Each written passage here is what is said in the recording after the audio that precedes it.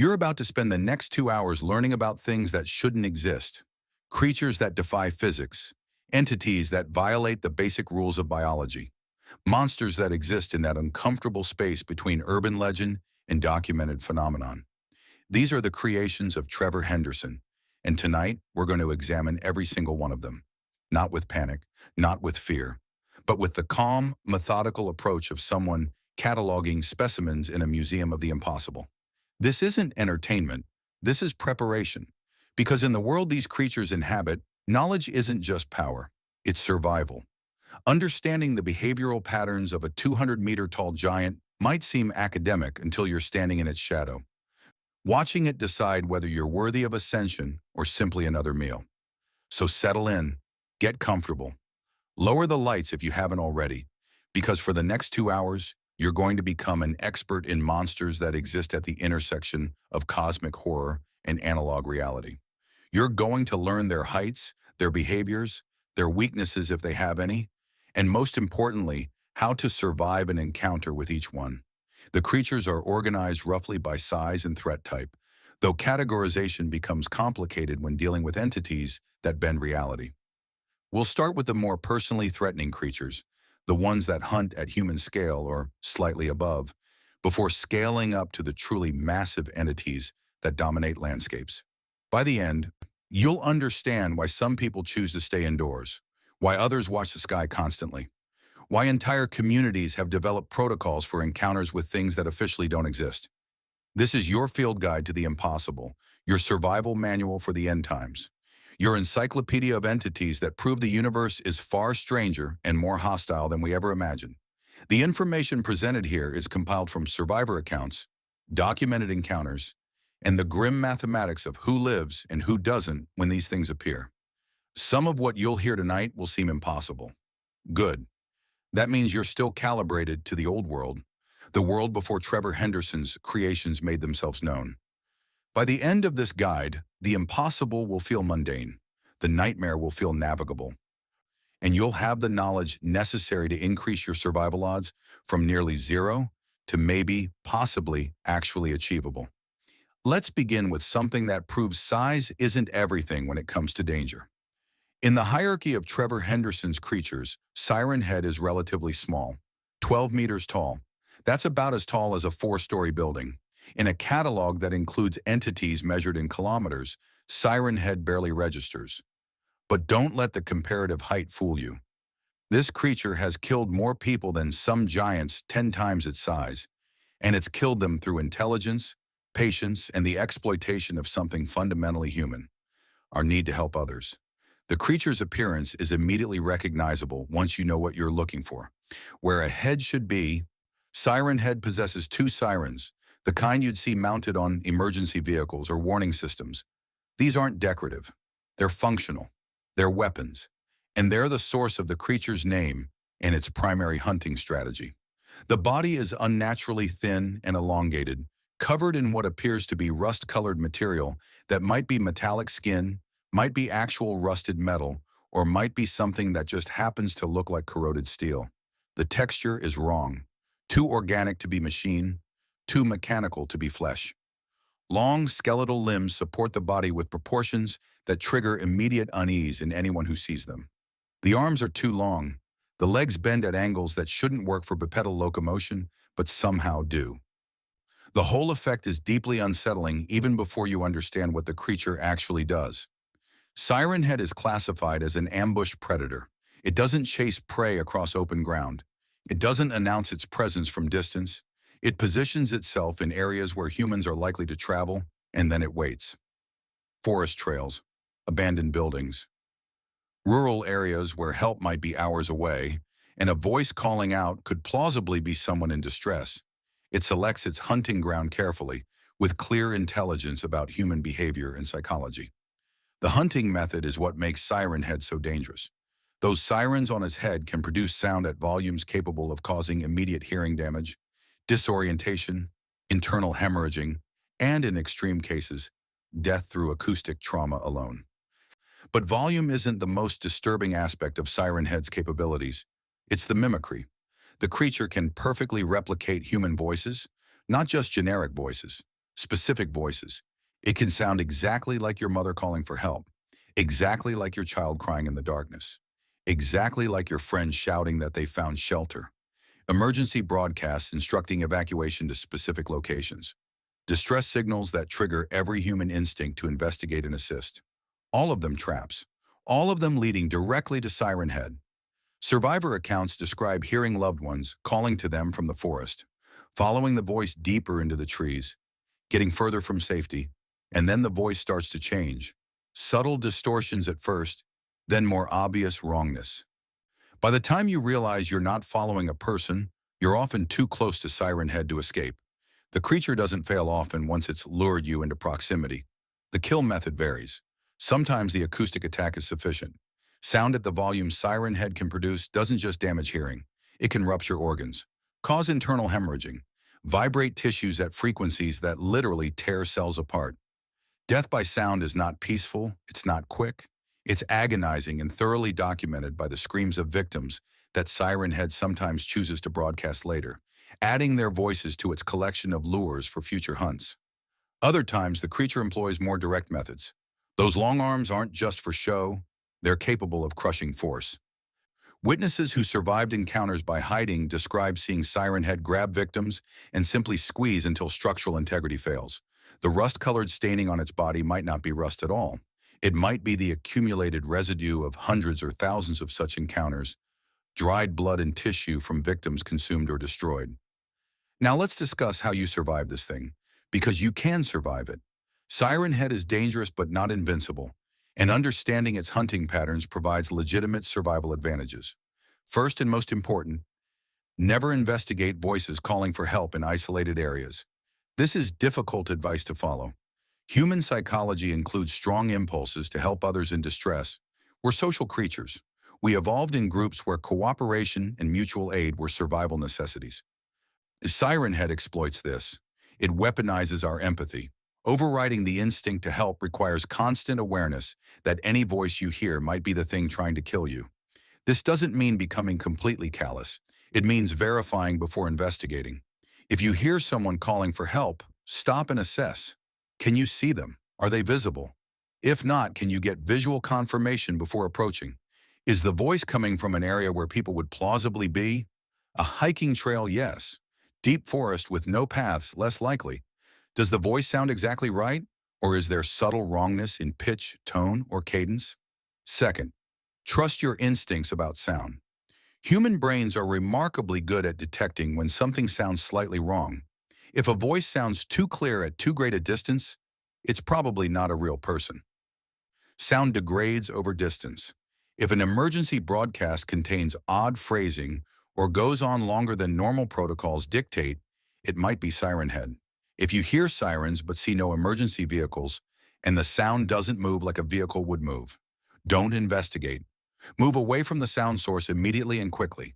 Third, groups provide some protection but not immunity. Siren Head can kill multiple targets, but doing so requires more effort and exposes it to greater risk of retaliation or escape. Stay in groups when traveling through areas where the creature might hunt. Maintain visual contact with all group members at all times. Have predetermined signals that don't rely on verbal communication, since voices can be mimicked. Hand signals, whistle codes, anything that allows communication without speaking can't be replicated by Siren Head.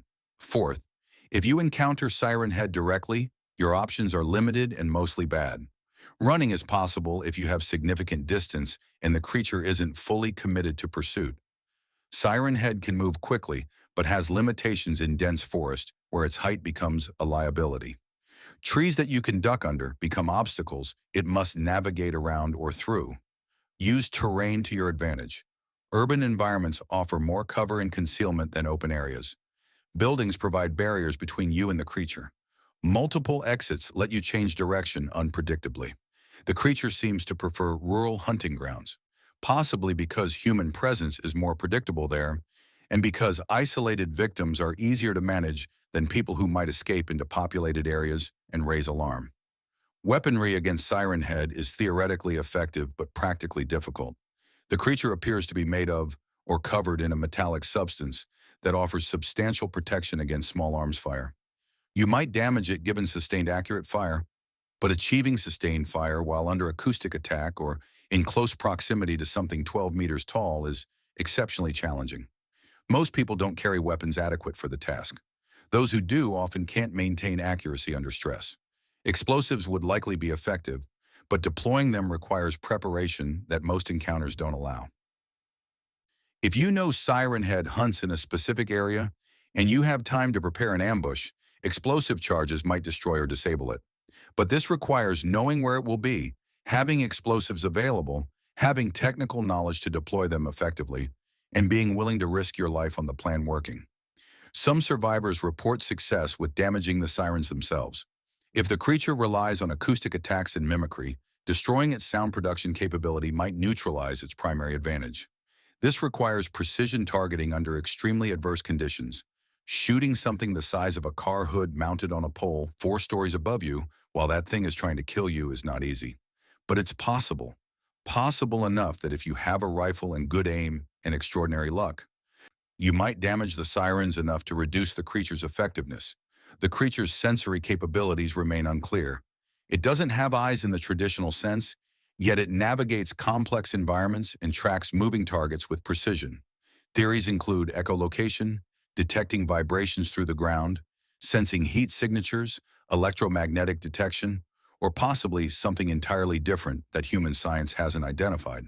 Whatever the mechanism, Siren Head can find you even in complete darkness or when you're attempting to hide behind cover. The psychological impact of Siren Head extends beyond individual encounters. It corrupts trust in auditory information. After learning about this creature, every distant voice becomes suspect. Every siren might be a trap. Emergency broadcasts can't be fully trusted. The creature doesn't just hunt individuals, it undermines the communication systems human survival depends on. Long-term survival in Siren Head's territory requires adaptation. Communities develop visual-only communication systems for certain situations. Strict protocols about investigating sounds develop and are enforced. Everyone learns to identify the subtle wrongness in mimicked voices, the tiny inconsistencies that reveal artificial rather than human origin. Children are taught from early ages never to follow voices into isolated areas, no matter whose voice it sounds like. These adaptations work to an extent, reducing casualties but never eliminating them entirely. Because Siren Head is learning too.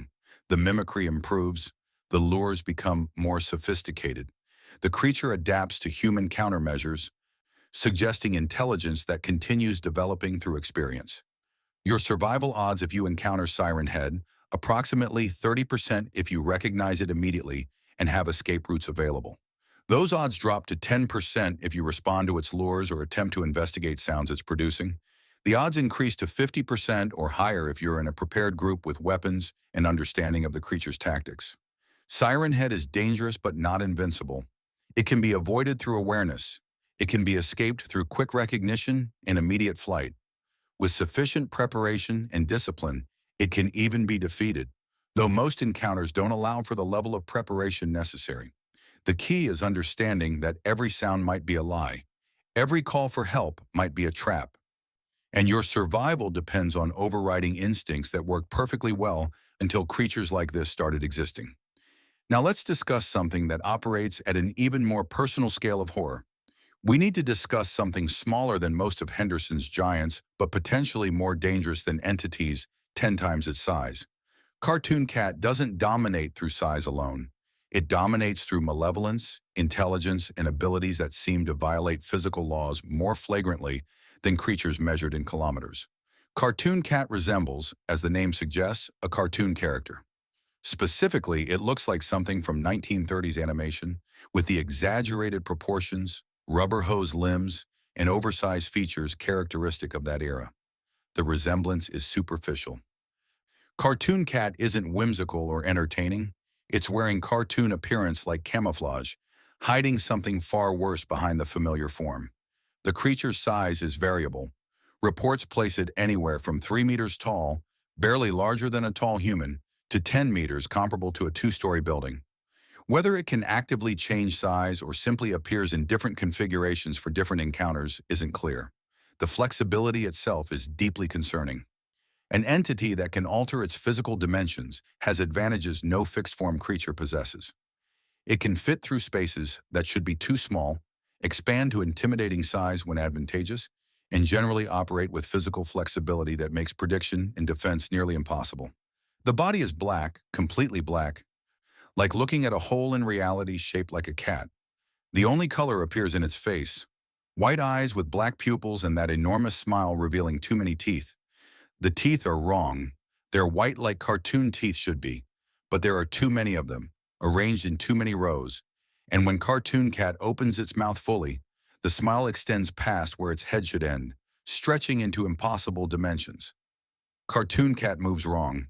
It doesn't walk so much as glide, its limbs bending at impossible angles, joints articulating in ways that violate basic skeletal mechanics. Sometimes it stands upright like a human. Sometimes it drops to all fours and runs with speed no natural animal could match. Sometimes it seems to fold itself, compressing into spaces too small to contain its mass, then expanding back to full size when it emerges. The movements are fluid but deeply unnatural, triggering visceral unease in anyone who witnesses them. The creature is intelligent, not animal intelligent, human intelligent, possibly beyond human intelligent. It understands speech even if it rarely speaks. It reacts to human behavior in ways suggesting deep comprehension of psychology. It employs hunting strategies that demonstrate long-term planning and ability to learn from experience. Survivors describe feeling like Cartoon Cat was playing with them, testing their responses, learning their breaking points before finally moving in for the kill.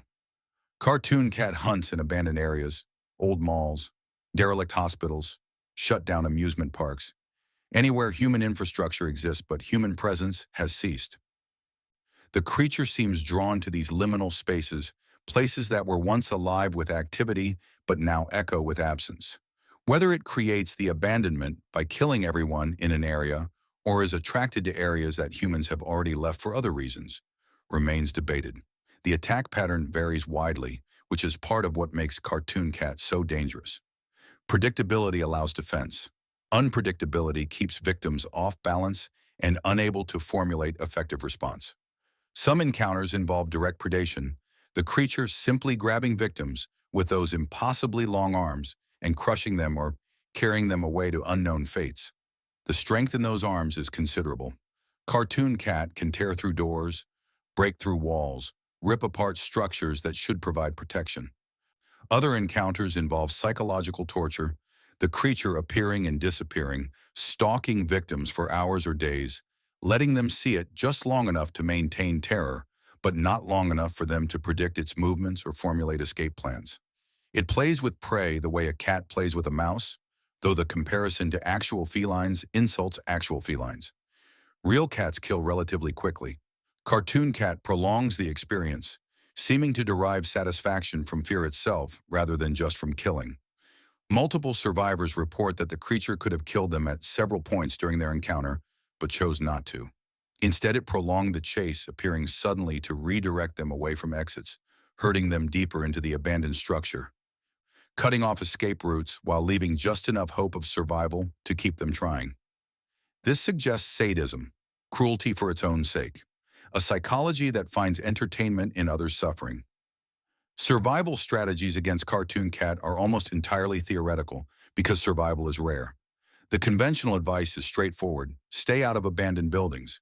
Cartoon Cat's preferred hunting ground is a category of place, not a specific location. Every empty mall might host it. Every shut-down facility might be its current lair. Every abandoned hospital could be where it's waiting. The only way to ensure safety is to never enter such places. If you find yourself in an abandoned structure and encounter Cartoon Cat, your options narrow to basically one: leave immediately through the nearest exit. Don't attempt to hide. The creature's sensory capabilities are unclear but clearly effective. It finds hiding victims with ease, suggesting it can detect heat, smell, electromagnetic signatures, or something else we don't understand. Hiding just delays the inevitable and gives the creature more time to position itself between you and escape. Don't attempt to fight. Nothing about Cartoon Cat's composition suggests it can be harmed by conventional weapons. Reports of people attacking it describe weapons passing through the body as if it were shadow or smoke. then the body solidifying instantly to grab the attacker. Whether Cartoon Cat is truly physical or something else entirely masquerading as physical form is unknown. The teeth and claws produce tangible physical wounds on victims, so some aspect of the creature can interact with normal matter when it chooses to. Speed might save you if you're lucky. Cartoon Cat seems to enjoy the chase, which means it might let you run to see how far you get, to see how you react under pressure, to extract maximum fear before finishing you. Head directly for exits. Don't explore. Don't investigate sounds or movements in the distance. Don't try to find other survivors or help anyone else you encounter. Every detour is an opportunity for Cartoon Cat to cut you off, to redirect you, to extend the game it's playing with your life. Groups offer minimal advantage against Cartoon Cat. The creature has been documented killing multiple people simultaneously, suggesting it isn't limited to single-target attacks like some predators. Some survivors report that Cartoon Cat picked off group members one by one, isolating them through fear and confusion, using its ability to appear and disappear to split groups and eliminate individuals. Being in a group might mean you're not alone when you die, which is small comfort. The creature's relationship with other Henderson entities appears minimal. Cartoon Cat seems to operate independently, showing no signs of cooperation or even awareness of other entities. Its hunting grounds don't overlap significantly with giant territories, possibly because abandoned areas are beneath the notice of larger entities focused on populated regions. Or possibly because Cartoon Cat is territorial, claiming abandoned structures as exclusive hunting ground that even other entities respect. The origin of Cartoon Cat is completely mysterious and deeply unsettling. Why would something shape itself to resemble 1930s animation? Is it mimicry, attempting to appear friendly or familiar until it's too late to escape? Is it mockery, taking something associated with childhood innocence and corrupting it into nightmare? Is the resemblance coincidental and we're projecting patterns onto something fundamentally alien that just happens to look like old cartoons? No answers exist, only escalating questions about what kind of intelligence would choose this specific appearance. What does it say about Cartoon Cat's psychology that it presents itself this way? Does it understand the cultural significance of the form it's adopted? Does it choose this appearance specifically to maximize psychological impact on human victims who grew up with similar imagery and entertainment? Psychological analysis of Cartoon Cat's behavior suggests something far more disturbing than simple predation. The creature derives satisfaction from fear specifically, not just from killing or feeding. It could kill instantly in most encounters, but often doesn't. It prolongs encounters specifically to maximize terror. This implies consciousness, self-awareness, theory of mind that allows it to understand what others are experiencing, and a psychology complex enough to find entertainment in suffering. You're not dealing with an animal. Animals kill for food, for territory, for reproduction. Their violence has purpose, grounded in survival. Cartoon Cat kills for enjoyment, for sport, for reasons that suggest malevolence as fundamental aspect of its being. This is predation as art form, cruelty as chosen behavior rather than instinctive drive. The long-term implications of Cartoon Cat are difficult to assess because the creature's limitations aren't clear. If it's confined to abandoned areas, its impact on human survival is moderate. Avoid those areas and you avoid the creature. But if Cartoon Cat is simply choosing to hunt in abandoned places and could operate anywhere, then nowhere is truly safe. The creature becomes an omnipresent threat, potentially appearing in any structure, any building, any space where humans might seek shelter. Documentation of Cartoon Cat is frustratingly limited and questionable. Most encounters end without survivors or with survivors too traumatized to provide coherent accounts. The footage that exists is uniformly poor quality, showing indistinct dark shapes that might be Cartoon Cat or might be artifacts of damaged film in overactive imagination. Some researchers believe this is intentional, that Cartoon Cat somehow interferes with recording equipment, ensuring it remains partially mythical even when encountered directly. Your survival odds if you encounter Cartoon Cat, approximately 5%. That's not a typo.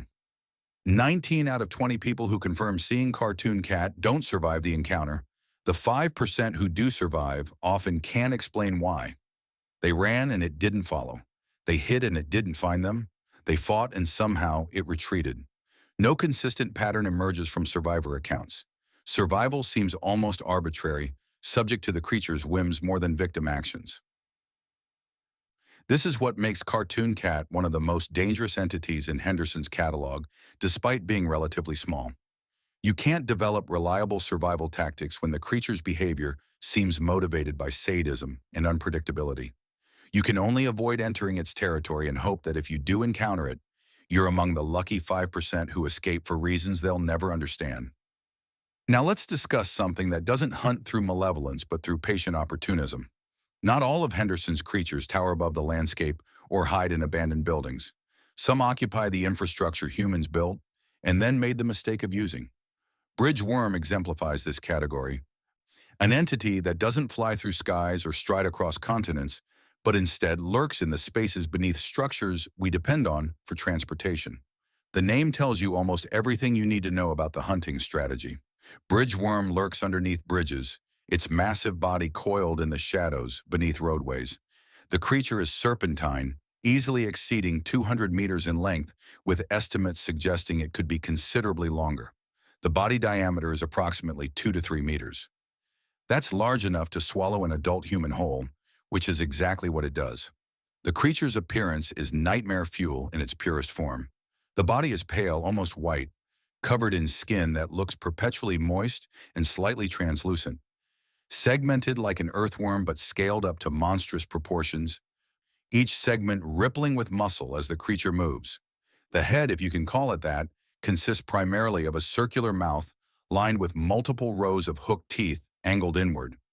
Once something enters that mouth, extraction becomes mechanically impossible. The teeth ensure one-directional travel only, pulling prey deeper into the throat with every movement. Bridgeworm doesn't have eyes that anyone has been able to identify. It doesn't need them. The creature hunts through vibration detection, sensing the movement of vehicles and pedestrians across the bridge above. Every footstep, every tire rotation, every vibration transmits through the structure and announces the presence of potential prey. The creature can apparently differentiate between different types of movement, potentially distinguishing between heavy vehicles unlikely to be worth attacking and lighter targets it can actually consume. The attack pattern is brutally efficient. Bridgeworm waits until prey is approximately at the bridge's center, the point of maximum distance from either side, equidistant from safety in both directions. Then it strikes upward, punching through the bridge surface with its mouth. The hole created is only slightly larger than the worm's body diameter, maybe 3 or 4 meters across. Enough to swallow a person or even a small vehicle, not enough to collapse the entire bridge, which would interfere with future hunting. The strike happens in seconds. Witnesses describe the road surface suddenly erupting upward, the massive mouth appearing from below with shocking speed, grabbing whoever or whatever was in the wrong position, and then withdrawing back beneath the bridge before anyone can react. The hole remains as evidence, a warning to anyone who understands what it means. Most people don't understand until it's too late. They see damaged road surface and think structural failure, not predation. Survival strategies for bridgeworm are straightforward in theory, but difficult in practice. The obvious solution is, don't cross bridges where bridgeworm is known to hunt. This works until you need to cross a river, ravine, or other obstacle that requires a bridge. Swimming isn't always viable. Water might be too cold, too deep, too fast, or occupied by its own dangers. Boats aren't always available. Sometimes you have to cross a bridge, and sometimes bridgeworm has chosen that specific bridge as hunting ground. If you must cross a bridge where bridgeworm might lurk, speed is essential. The creature seems to prefer prey that lingers on the bridge, possibly because slower targets give it more time to position itself precisely beneath them. Vehicles should cross at maximum safe speed. Pedestrians should run rather than walk. Every second on the bridge is a second you're vulnerable. The center of the bridge is the highest danger zone. If you can reach the far side before bridgeworm strikes, it rarely pursues onto solid ground where it lacks the element of surprise. Group crossing provides some protection through simple numbers game. Bridgeworm can only take one target per strike, and striking requires significant energy expenditure. And if 10 people cross simultaneously in a spread-out group, the creature might attack, but 9 will survive. This is cold comfort for the one who doesn't, but from a group survival perspective, it's statistically favorable. Some communities have formalized this into crossing protocols, with designated runners who cross in rapid succession, minimizing individual exposure time while accepting that casualties might occur. Structural countermeasures are theoretically possible, but rarely implemented. Reinforcing bridge undersides with metal plating or mesh might prevent bridge worm from punching through. This requires resources most post-Henderson communities no longer have and assumes you know which bridges are compromised. The creature is patient. It might wait weeks or months between attacks, making it difficult to identify all infested structures without extensive investigation that itself puts investigators at risk. Detection methods are primitive, but sometimes effective. Bridgeworm size means it displaces water or air beneath bridges. Unusual eddies in river currents might indicate its presence. Odd echoes or sounds from beneath bridge structures could be warning signs. Some people claim they can smell the creature before seeing it, a combination of decay and moisture that announces its presence. Whether this is reliable warning or confirmation bias is debated, but any unusual sensory information near bridges should be taken seriously. The creature's physical vulnerabilities are difficult to assess. Its size suggests it might be wounded by sufficient force, but attacking something beneath a bridge from above is logistically complex. Dropping explosives into the hole it creates during an attack might work, but timing is critical, and most encounters don't allow for preparation. Some theorize that destroying the bridge entirely might trap or kill bridgeworm, collapsing the structure on it, but this hasn't been confirmed and would eliminate critical infrastructure communities might desperately need. Bridgeworm appears to be solitary, with individual creatures claiming specific bridges as territory. Whether multiple bridgeworms exist is uncertain. The creature's appearance suggests earthworm biology scaled to impossible size, which raises questions about reproduction, life cycle, and ecological niche. These questions remain unanswered because studying the creature up close is synonymous with becoming its meal. No one has successfully captured one for examination. No one has observed one outside of hunting context. The psychological impact of bridgeworm on communities is substantial. Bridges represent connections, literally and metaphorically. They link separated areas, enable commerce and communication, symbolize humanity's ability to overcome natural obstacles.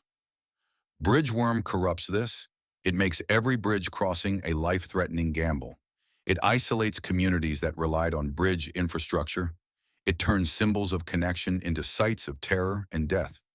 Some communities have adapted by developing alternative crossing methods where possible. Ferry systems where rivers allow and boats are available. Rope bridges too narrow for bridgeworm to comfortably attack beneath. Tunnels dug beneath ravines, avoiding bridge structures entirely. These solutions work but require resources, time, and engineering knowledge that post-Henderson world communities often lack. Most people must simply accept that bridge crossings are dangerous and proceed with appropriate caution. The origin of bridgeworm is completely unknown. The creature appears in established bridge structures with no explanation for how something 200 meters long positioned itself in what might be a relatively confined space. Some theories propose the creature is extra-dimensional, capable of existing in spaces smaller than its body should occupy. Others suggest it can compress itself or exist in larval form initially, reaching full size only after establishing itself beneath a bridge. Without specimens for study, all theories remain speculation. Documentation of bridgeworm is surprisingly limited given how many people use bridges regularly. The creature's attacks are so rapid and the victim so thoroughly consumed that witnesses often don't realize what happened until after the fact.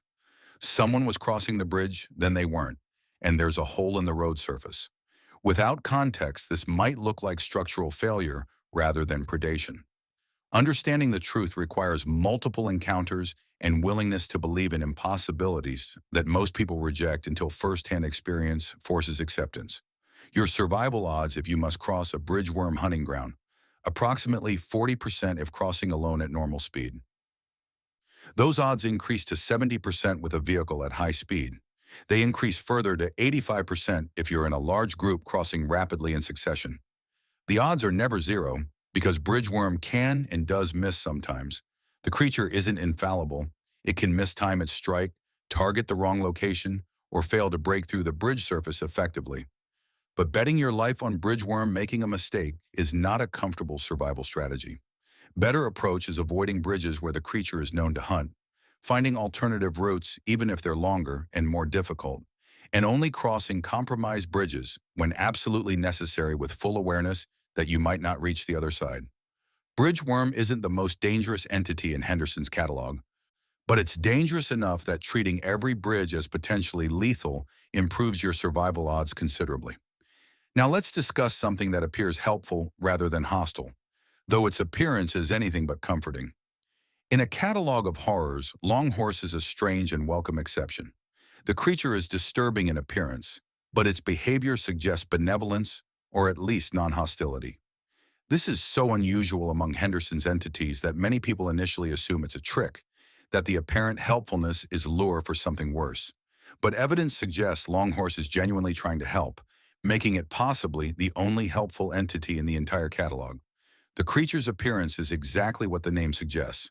A horse skull, bleached white, mounted on a neck that extends impossibly far behind it. Not just long, infinitely long, or close enough that no one has ever found where the neck ends. The neck disappears into darkness, around corners, through walls, into spaces that shouldn't be able to contain something physical. The skull is equine, recognizable as horse even to people who've never seen a horse skeleton, but somehow wrong in ways that are hard to articulate. The proportions are slightly off. The bone texture is too smooth. The empty eye sockets seem to watch even though there are no eyes. Longhorse appears before disasters, not causing them, warning about them. It shows up outside windows in hallways, behind people who turn around and find impossibly long neck leading back to a skull peering at them from distance. The initial encounter is terrifying. Something that looks like death itself appearing without warning or explanation. But those who see Longhorse and heed the unspoken warning survive.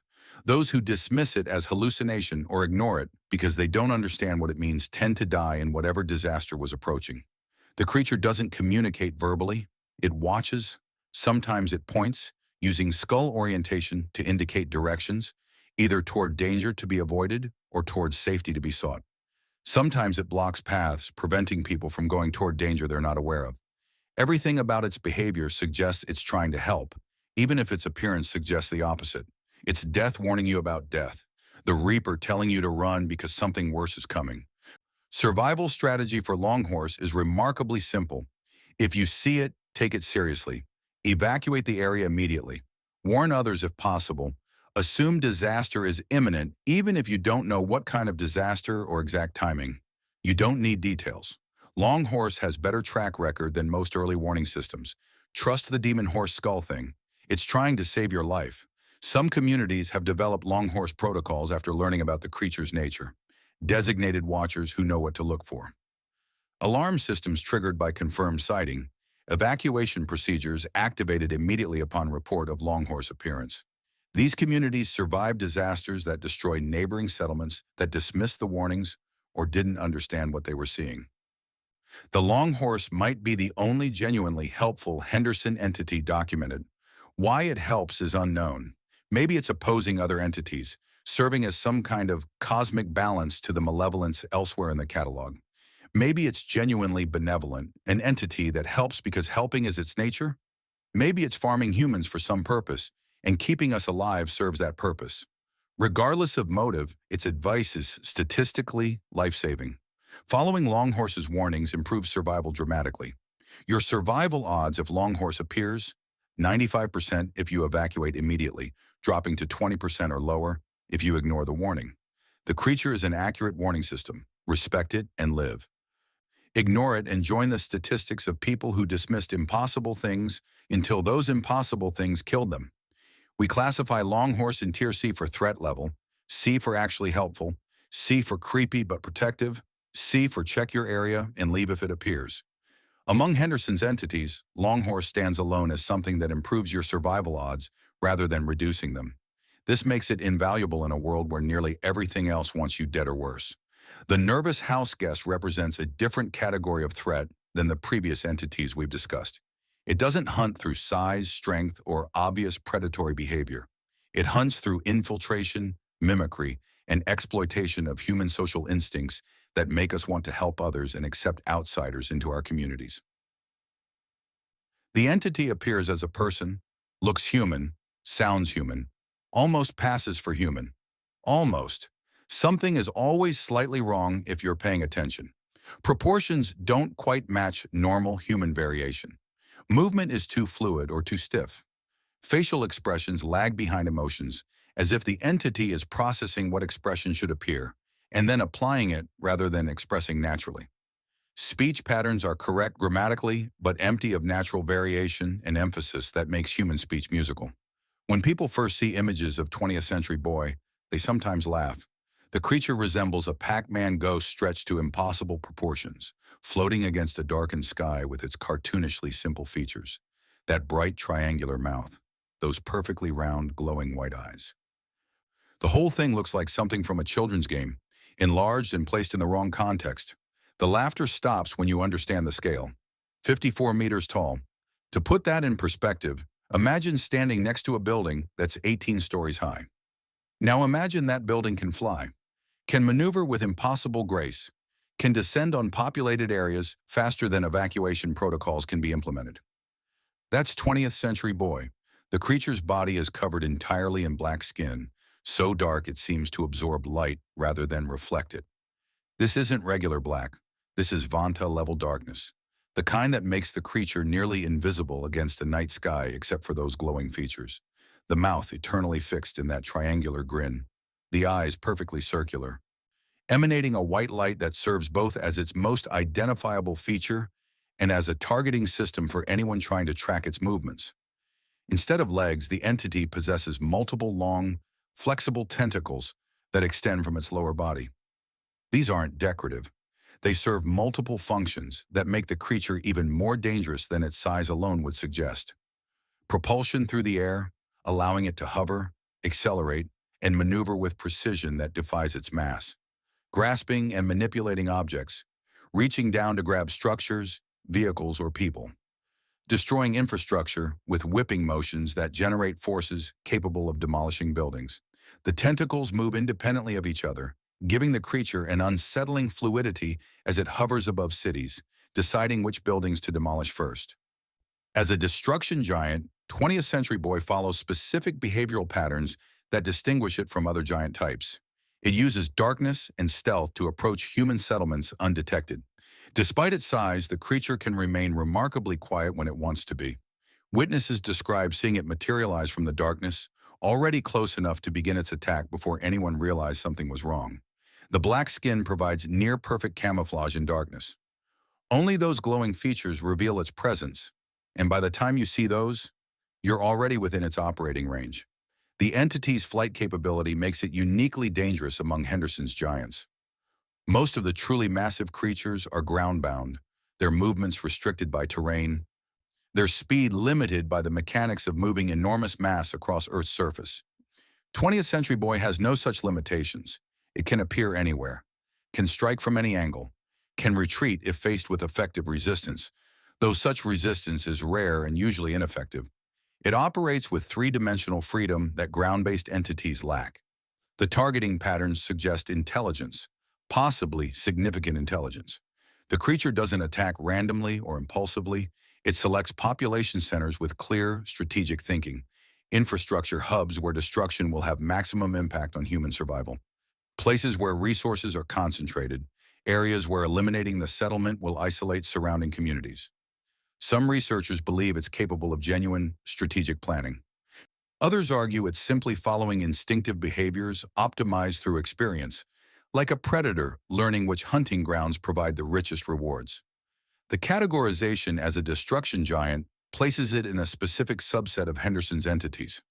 Unlike the giants associated with Ascension, which claim to elevate worthy humans to higher planes of existence, destruction giants exist solely to eliminate human presence.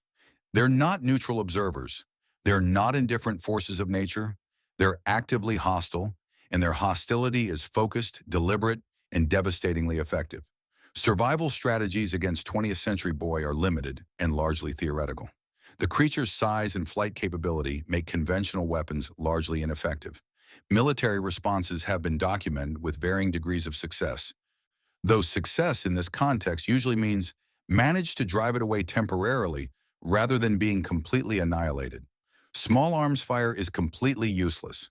Artillery can potentially damage the creature, but requires direct hits, which are difficult to achieve against a moving aerial target that's aware it's under attack and actively evading. Air-to-air missiles show more promise than ground-based weapons, but deployment requires advance warning that 20th Century Boy typically doesn't provide. The creature strikes with minimal notice, often attacking at night when visual tracking is degraded and when response times are slowest. By the time aircraft can be scrambled and brought to bear, the entity might have already completed its attack and withdrawn, and even successful missile strikes might only wound rather than kill, creating an injured destruction giant that's now even more dangerous and unpredictable. The most effective survival strategy is arguably the simplest but also the most difficult to implement. Don't be where it is. The creature's attacks follow patterns that can be documented and analyzed. It targets populated areas, which means isolation provides some protection. If you're not part of a concentrated human population, you're less likely to attract its attention. Underground structures offer shelter from aerial assault, though they come with their own risks from other entity types. Dispersed populations are less attractive targets than concentrated cities. These aren't comfortable solutions. They require abandoning urban centers that represent thousands of years of human civilization development. They require living in constant preparedness, with the understanding that being noticed by 20th Century Boy is potentially fatal. They require accepting that modern civilization, as it existed before Henderson's entities became active, is simply no longer viable in a world where flying destruction giants exist. Some theorists propose light-based deterrence. The creature uses darkness for stealth, suggesting possible photosensitivity. Intense spotlights or other high-powered illumination might disorient it, potentially disrupting its attacks or at least making it visible earlier in its approach. This remains largely untested at scale. Individual survivors have reported success using vehicle headlights or emergency flares to momentarily distract the entity, buying precious seconds to escape its immediate vicinity. But whether light actually causes discomfort or simply negates the stealth advantage is unclear. The creature's relationship with other Henderson entities remains poorly understood. Witnesses have reported seeing 20th Century Boy in proximity to other giants, visible in the same general area, or even apparently coordinating movements. Whether they actively cooperate, compete for territory, or simply coexist without direct interaction hasn't been definitively established. The possibility of coordinated attacks by multiple entity types represents a nightmare scenario that emergency planners prefer not to consider in detail because there's no effective defense against multiple giants working together. Physical vulnerabilities, if they exist, haven't been clearly identified through combat encounters. The black skin appears highly durable against most forms of conventional damage. Explosives might affect it, but getting close enough to deploy explosives against an aerial target is suicidally difficult. The tentacles might be more vulnerable than the main body, offering potential targeting options, but severing a tentacle or two doesn't neutralize the threat. The eyes, being luminous organs, might represent weak points, but targeting something the size of a dinner plate on a creature 54 meters tall while it's flying through darkness and actively trying to kill you is effectively impossible with current human capabilities. Psychological analysis of 20th Century Boy's behavior suggests a creature that derives satisfaction from destruction itself. The way it lingers over destroyed settlements rather than immediately moving to the next target. The methodical way it demolishes structures, often reducing them to rubble more thoroughly than necessary for just eliminating occupants. The apparent pleasure it takes in complete devastation. These aren't the actions of a mindless destructive force. They are the behaviors of something that enjoys its work, that finds fulfillment in reducing human achievement to ruins. The origin of the name 20th Century Boy is disputed and possibly meaningless to the entity itself. Some believe it refers to the creature's retro, cartoon-like appearance, suggesting something from a bygone era of animation and design aesthetics. Others think it's darkly ironic, naming something so destructive after a century that saw unprecedented human suffering through 2 world wars and countless smaller conflicts. The creature itself presumably doesn't care what humans call it. It continues its work regardless of nomenclature, indifferent to our attempts to understand or categorize it. Documentation of 20th Century Boy encounters is extensive but chaotic. Most footage is captured during the creature's attacks. When visibility is poor, circumstances are desperate, and recording equipment is not the priority. The clearest images come from distance observations, showing the entity hovering against darkened skies, the glowing features providing the only clear details. Close-range documentation is rare because close-range observers rarely survive long enough to share their footage. The long-term implications of 20th Century Boy's existence are catastrophic for human civilization as it was previously organized. A single entity capable of devastating cities with minimal warning makes urban planning effectively pointless. Infrastructure development becomes an exercise in futility when a flying nightmare can demolish it overnight. Concentrated populations become targets rather than centers of safety and efficiency.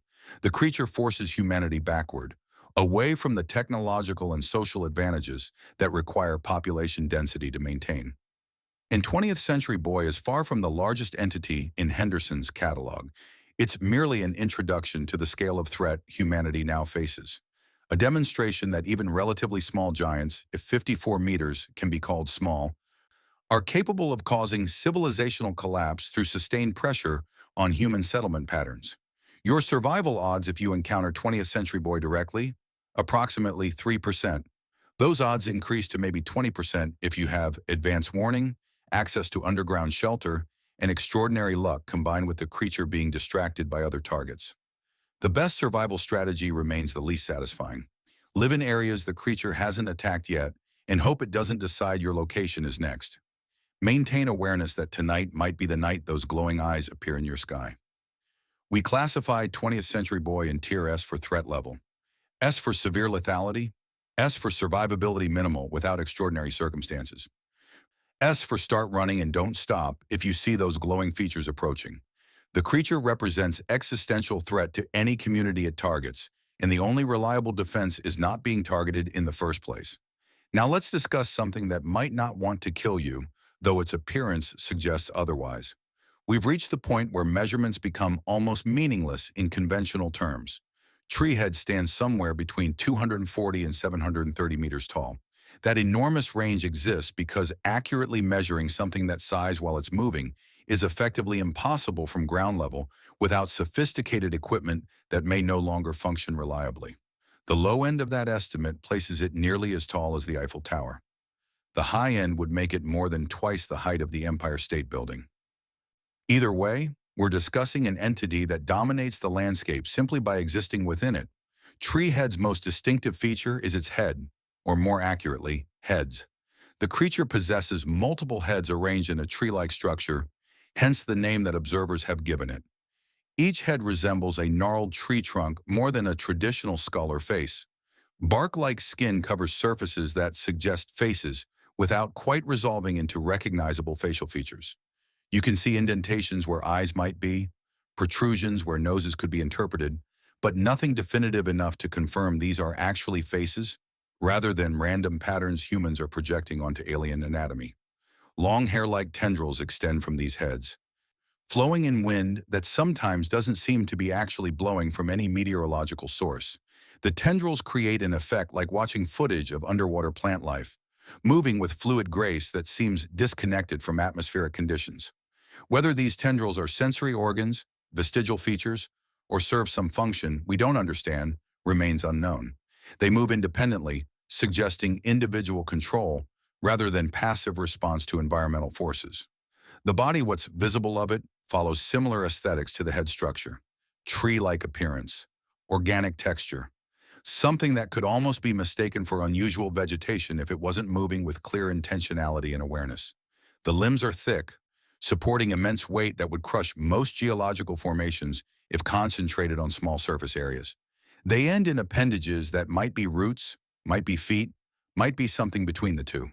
When Tree Head walks, which it does with surprising grace for something so massive, each step compresses earth and vegetation, creating footprints that remain as geographical features long after it's passed.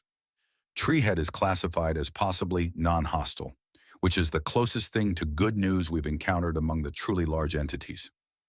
Possibly, that word carries significant weight. The creature has been observed numerous times, and in most observations, it hasn't attacked humans. It moves through landscapes, occasionally pauses as if observing something, or considering its next move, then continues. When humans are in its path, it steps over or around them, suggesting awareness and choice not to crush them beneath footfalls that would obliterate anything underneath. The possibly caveat is important and can't be ignored when developing survival strategies. Treehead hasn't attacked yet in documented encounters. That doesn't guarantee it won't. The creature's behavior could be indifference rather than benevolence. It might not attack humans for the same reason humans don't attack individual ants during a walk. Not worth the effort, beneath notice, too small and insignificant to bother with. If circumstances changed, if humans somehow became threatening or annoying to Treehead, its non-hostile classification might evaporate instantly and violently. Treehead's arrival on Earth is linked to the second moon phenomenon, a larger pattern of entity incursion that we'll discuss in more detail later. For now, understand that Treehead is likely extraterrestrial or extra-dimensional in origin, appearing on Earth as part of a coordinated or at least coincidental arrival of multiple entity types. This matters because it means the creature has no evolutionary history with Earth ecology. It's not adapted to this environment through millions of years of natural selection. It's not part of any natural food chain. It exists here because circumstances placed it here, and its behavior might change as it acclimates or as whatever purpose brought it here unfolds. Survival strategies for Treehead encounters are refreshingly straightforward compared to most entities. Don't be directly underneath it when it steps. That's effectively the whole strategy at its core.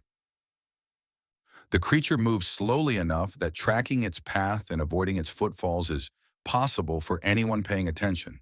It doesn't pursue humans who move out of its way. It doesn't hunt in any conventional sense that we can identify.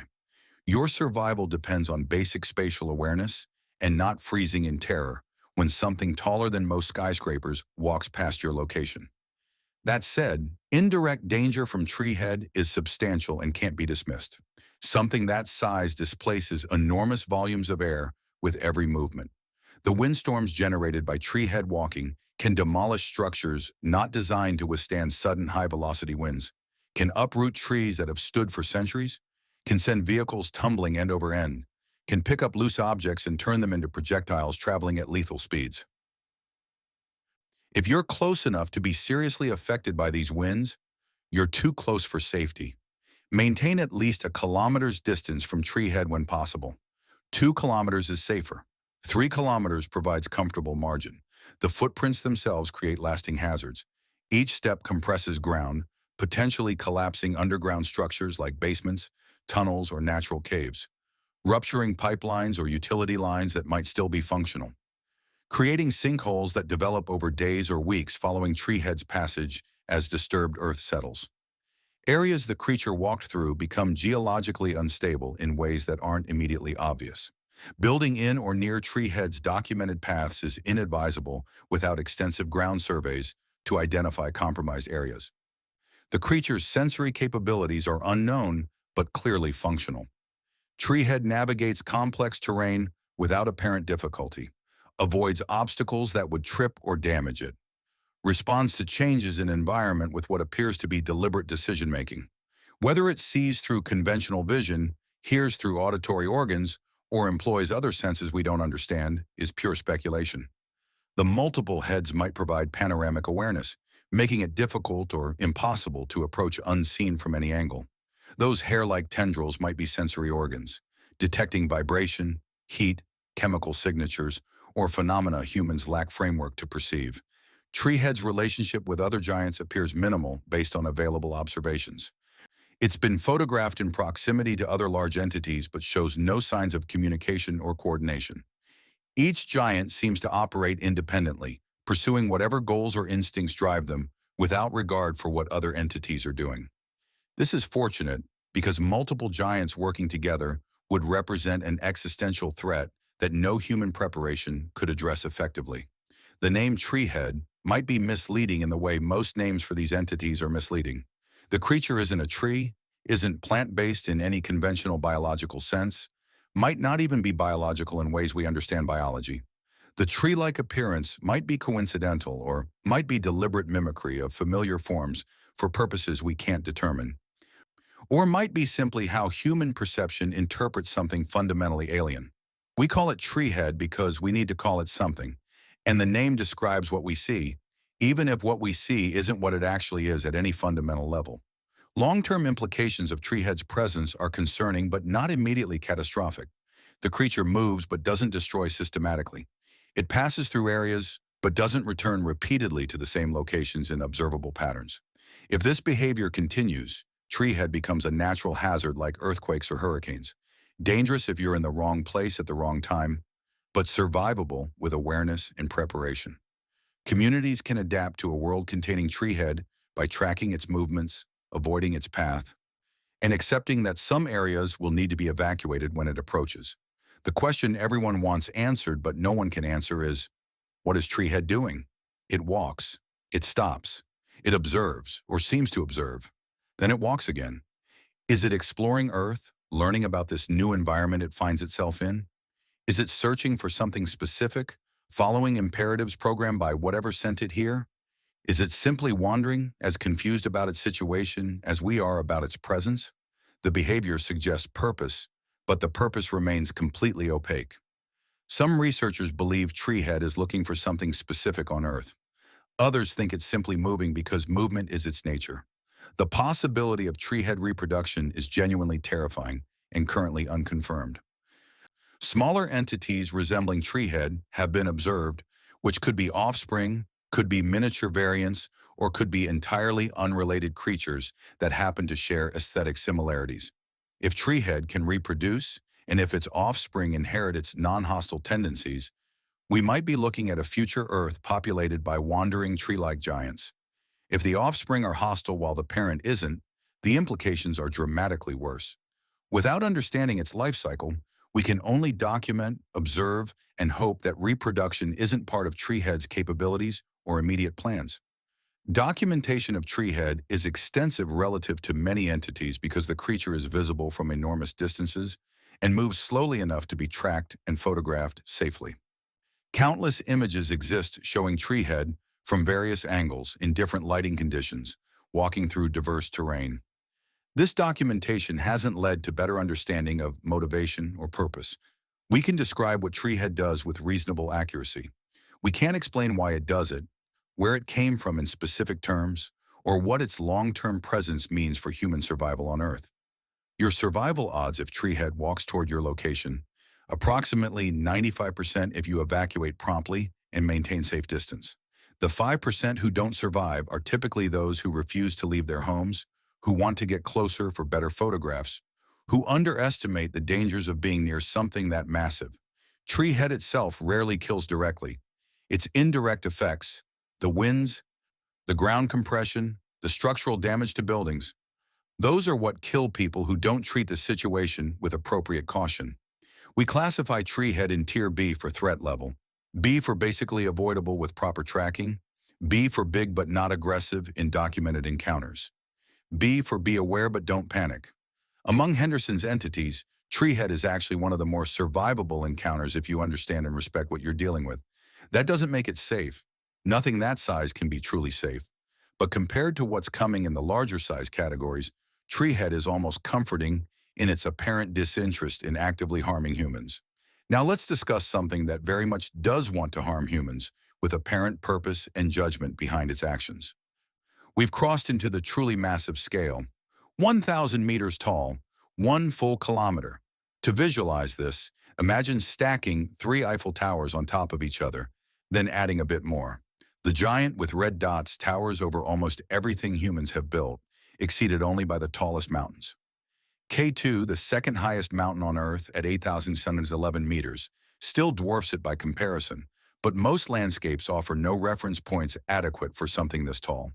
When the giant with red dots walks through inhabited areas, it doesn't just dominate the view, it becomes the entire visible horizon. The creature's appearance is disturbing in its simplicity.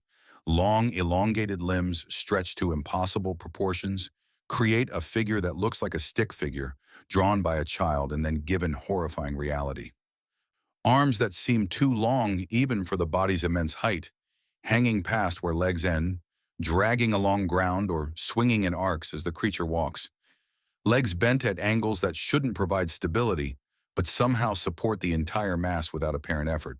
The whole entity looks like it shouldn't be able to stand, let alone move, yet it does both with disturbing efficiency. The red dots are exactly what they sound like, and far more than decorative features. Glowing red spots cover the creature's body, varying in size from perhaps a few meters across to possibly much larger, depending on their function at any given moment. These aren't just markers or lights. They're functional systems, emitting energy of some kind that witnesses describe as beams, pulses, or waves. The effects on humans caught in this energy vary from sensory disruption at minimum to severe tissue damage at maximum. The brightness varies, with the dots pulsing brighter when the entity is actively hostile or using whatever capabilities they represent. The giant with red dots is classified as a judgment giant, and this classification is critically important for understanding how it operates. Judgment giants don't kill indiscriminately like destruction giants. They don't collect everyone they encounter like some Ascension giants. They select targets based on criteria only they understand. Humans are evaluated, assessed against standards we don't know and can't predict, and either spared or eliminated based on the outcome of this judgment process. What makes someone worthy versus unworthy in the giant's evaluation system is completely mysterious and apparently arbitrary from human perspective. Good people die, bad people survive. Moral character doesn't seem to correlate with judgment outcomes. Neither does age, health, social status, skills, knowledge, or any other factor humans might consider relevant. Some communities have tried to identify patterns, looking for commonalities among survivors or victims. No reliable patterns have emerged. The judgment appears inscrutable, operating according to logic or values completely alien to human understanding. The entity's arrival on Earth is directly attributed to the moon worshippers, a cult or organization that somehow summoned or attracted the giants through unknown means. Before the summoning event, the giant with red dots was presumably somewhere else, existing in whatever dimensional space or distant location these entities originate from. After the summoning, it arrived on Earth with what appears to be a mission: eliminate the unworthy and potentially open gateways for more giants to follow. Neither of these objectives is good news for humanity in any sense.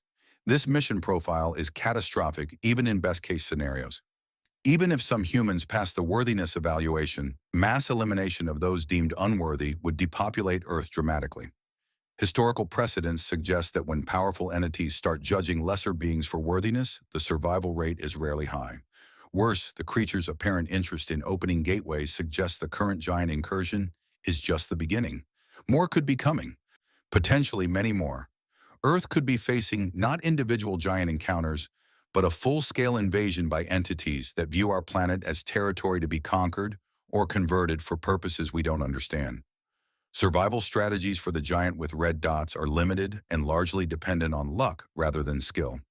You can't negotiate with it because it doesn't communicate in ways we can interpret as negotiation. You can't reason with it because its judgment system operates according to alien logic. You can't convince it you're worthy because you don't know what worthiness means in its evaluation framework. Your survival depends on either not being judged at all or being judged favorably through factors you can't control or predict. Evacuation from areas where the giant is operating provides the best survival odds available. The entity moves through regions but doesn't teleport or appear instantly. If it's currently in Europe, being in Asia provides safety until it decides to move continents. This requires functional global communication networks to track giant movements, which may or may not exist depending on how much infrastructure the giants have already destroyed. Communities that maintain contact with distant regions can receive advance warning of approaching judgment giants, allowing evacuation before the entity arrives. Physical resistance is theoretically possible, but practically futile against something this size. Military forces have engaged the giant with red dots multiple times with results that range from complete failure to modest temporary success that ultimately didn't prevent civilian casualties. Conventional weapons can potentially damage something 1 kilometer tall given sufficient firepower concentration, but coordinating sustained bombardment of a moving target that size while it's actively hostile is logistically nightmarish. The red dots complicate military engagement significantly. Artillery crews and air crews have reported severe disorientation when the dots activate and emit their energy pulses or beams. Equipment malfunctions. Personnel lose coordination. Accuracy degrades. The entity has defensive systems that specifically counter human military responses, suggesting either it's encountered similar resistance before or it's capable of adapting to threats in real time. Nuclear weapons might be effective in the sense that sufficient nuclear bombardment could potentially kill or severely wound the giant with red dots. But deploying nuclear weapons creates catastrophic consequences that might exceed the damage the giant would cause naturally. Irradiating large regions of Earth to kill one giant is a bad trade-off. If multiple judgment giants require multiple nuclear strikes, the planet becomes uninhabitable even if all giants are successfully eliminated. This is a last resort option that effectively means humanity has already lost, even if the giants die. The creature's sensory capabilities appear to include long-range vision and possibly other senses humans don't possess. The entity locates humans at considerable distances and tracks moving targets with precision that suggests excellent sensory awareness. Hiding from it requires being very far away or in structures it hasn't yet decided to investigate thoroughly. Urban environments provide some concealment through sheer complexity. The giant can't search every building without spending enormous time doing so, which it seems unwilling or unable to invest. The relationship between the giant with red dots and other entities suggests coordination or at least shared purpose. It's been observed standing still and gazing at the moon for extended periods, behavior associated with several judgment-type giants. This moon fixation might be communication with whatever sent the giants, might be navigation, using lunar position for orientation, might be something else entirely that we lack framework to understand.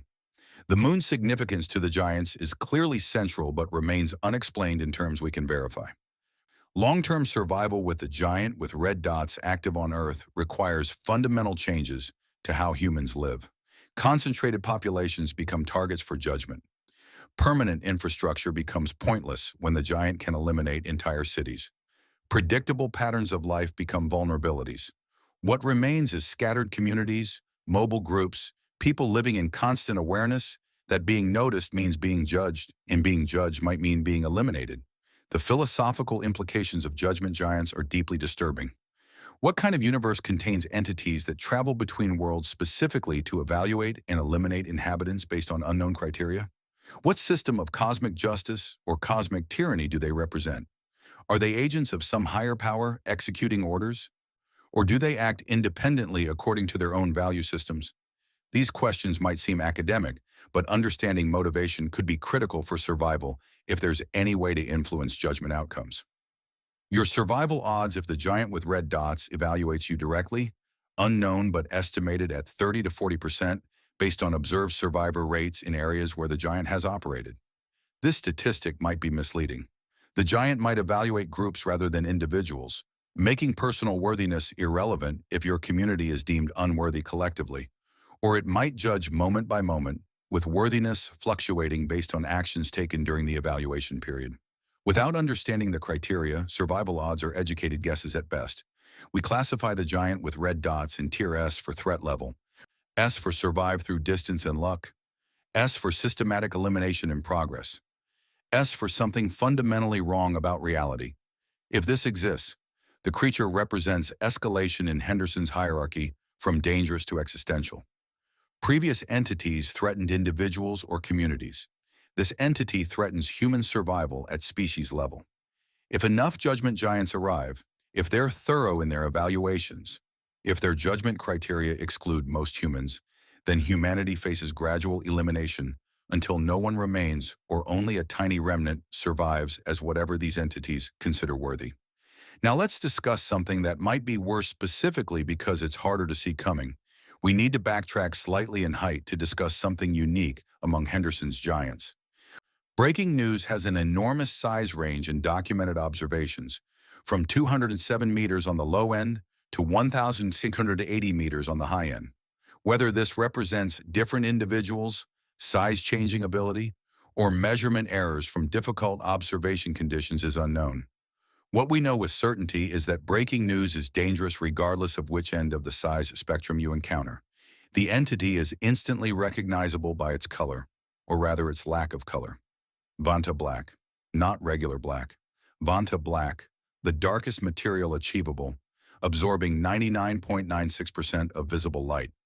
Breaking news appears as a void in reality. a human-shaped absence where light goes to die. Even in daylight, the creature looks like a hole cut from the world, three-dimensional nothingness shaped like an extremely tall person. This appearance isn't just disturbing aesthetically, it provides functional camouflage that makes the entity nearly invisible in darkness, its primary hunting time. The physique is disturbingly emaciated, thin to the point of appearing skeletal, frail, malnourished, as if something took a human form and stretched it to giant proportions without adding proportional mass. The limbs look like they couldn't possibly support the body weight, yet they do, moving with disturbing coordination.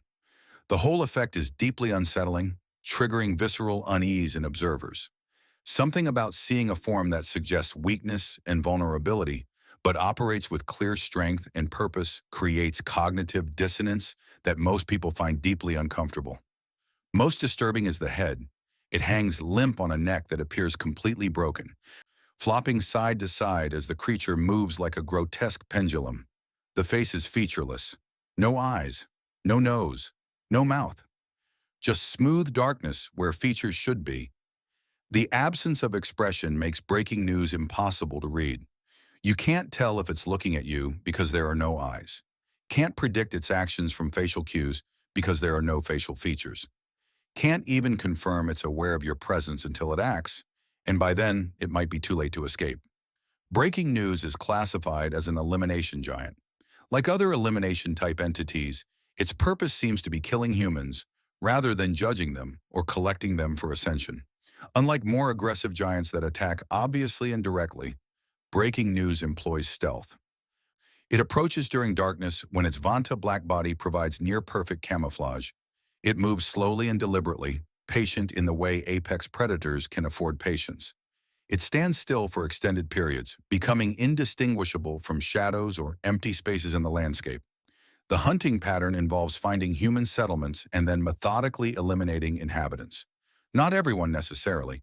Breaking news apparently spares some people while killing others, though the selection criteria remain unclear. It might be another judgment entity operating according to unknown standards, or it might simply be inefficient, unable to locate everyone before dawn forces it to withdraw. Survivors of breaking news attacks report hiding in darkness while the creature searched, its head swinging like that broken pendulum, somehow sensing their presence despite lacking visible sensory organs.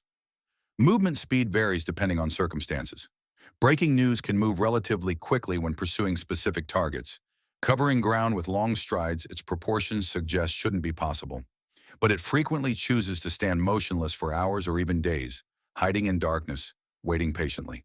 This is predation as long game. Eventually, someone will leave shelter. Eventually, someone will be isolated enough to eliminate without alerting others. Breaking news can afford to wait because time favors the hunter when prey needs to eat, drink, and sleep while hunters need only patience. Survival strategies for breaking news focus on detection and avoidance. The creature operates primarily at night, which means heightened awareness during dark hours is essential. Motion-activated lights might reveal its presence, though whether light actually discomforts the entity or simply makes it visible is uncertain. Thermal imaging could potentially detect the creature if it emits heat signatures, but Vanta black materials can trap heat, making temperature-based detection unreliable. Any detection method is better than none, but none are perfectly reliable. Group defense is more effective against breaking news than against many giants. The creature appears to target isolated individuals or small groups rather than large gatherings. Communities that maintain collective vigilance, with multiple people always awake and watching in different directions, have better survival rates than individuals or small groups.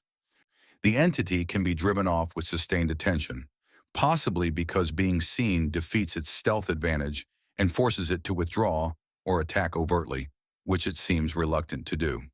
Weapons effectiveness against breaking news is uncertain, but possibly non-zero. The creature's Vanta black coating might be protective material or might be its actual skin. Shooting something you can barely see in darkness is challenging regardless of what it's made of. Some survivors report that breaking news bled when injured, with the blood being darker than normal blood, nearly black itself. This suggests the entity can be harmed physically, but also confirms it's at least partially material rather than purely optical phenomenon.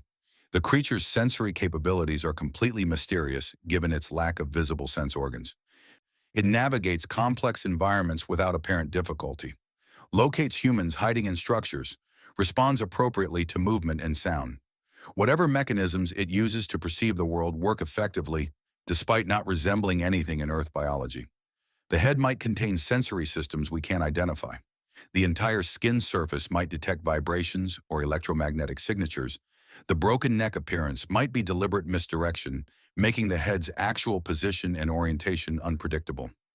The psychological impact of breaking news on communities is substantial. Darkness becomes terrifying in new ways after learning about this entity. Every shadow might be the giant. Every space between lights might hide something 200 meters tall, waiting perfectly still.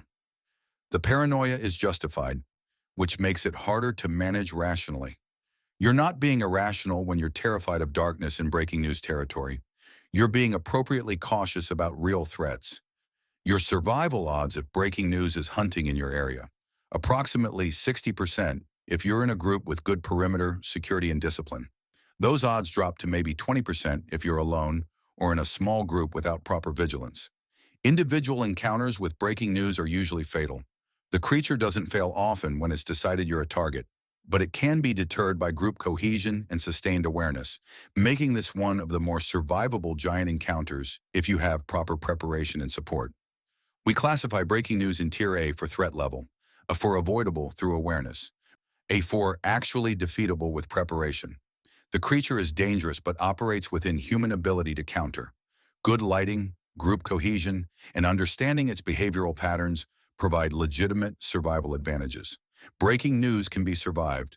You just need to be smart, careful, and willing to adapt your life to account for living in a predator's territory where darkness is the most dangerous time. End of Part 2. Word count 498 words. Creatures covered. 20th Century Boy. Flying Destruction Giant, 3% survival. Tree Head, possibly Peaceful Giant, 60% survival. Giant with red dots, Judgment Entity, 30-40% survival. Breaking News. Stealth Elimination Giant, 60% survival with prep. Next, Part 3 will cover the large giants, Birdwatcher, Wandering Faith, Remain Indoors, plus advanced multi-giant survival scenarios. Continue to Part 3. Type Generate Part 3 when ready. The nervous house guest attempts to integrate into human communities, presenting itself as refugee, survivor, lost traveler, anything that gets it accepted into group. The story is always plausible. The demeanor is non-threatening. The apparent need for help triggers human instincts to provide assistance. Once inside the community, it observes, learns human behaviors more thoroughly, and eventually reveals its nature either by attacking or transforming into something decidedly non-human. Detection requires attention to details most people don't consciously monitor. The nervous house guest doesn't blink at normal human intervals. Blinking in humans averages 15 to 20 times per minute. The entity might not blink for minutes at a time, or might blink too frequently, or might blink both eyes at slightly different times.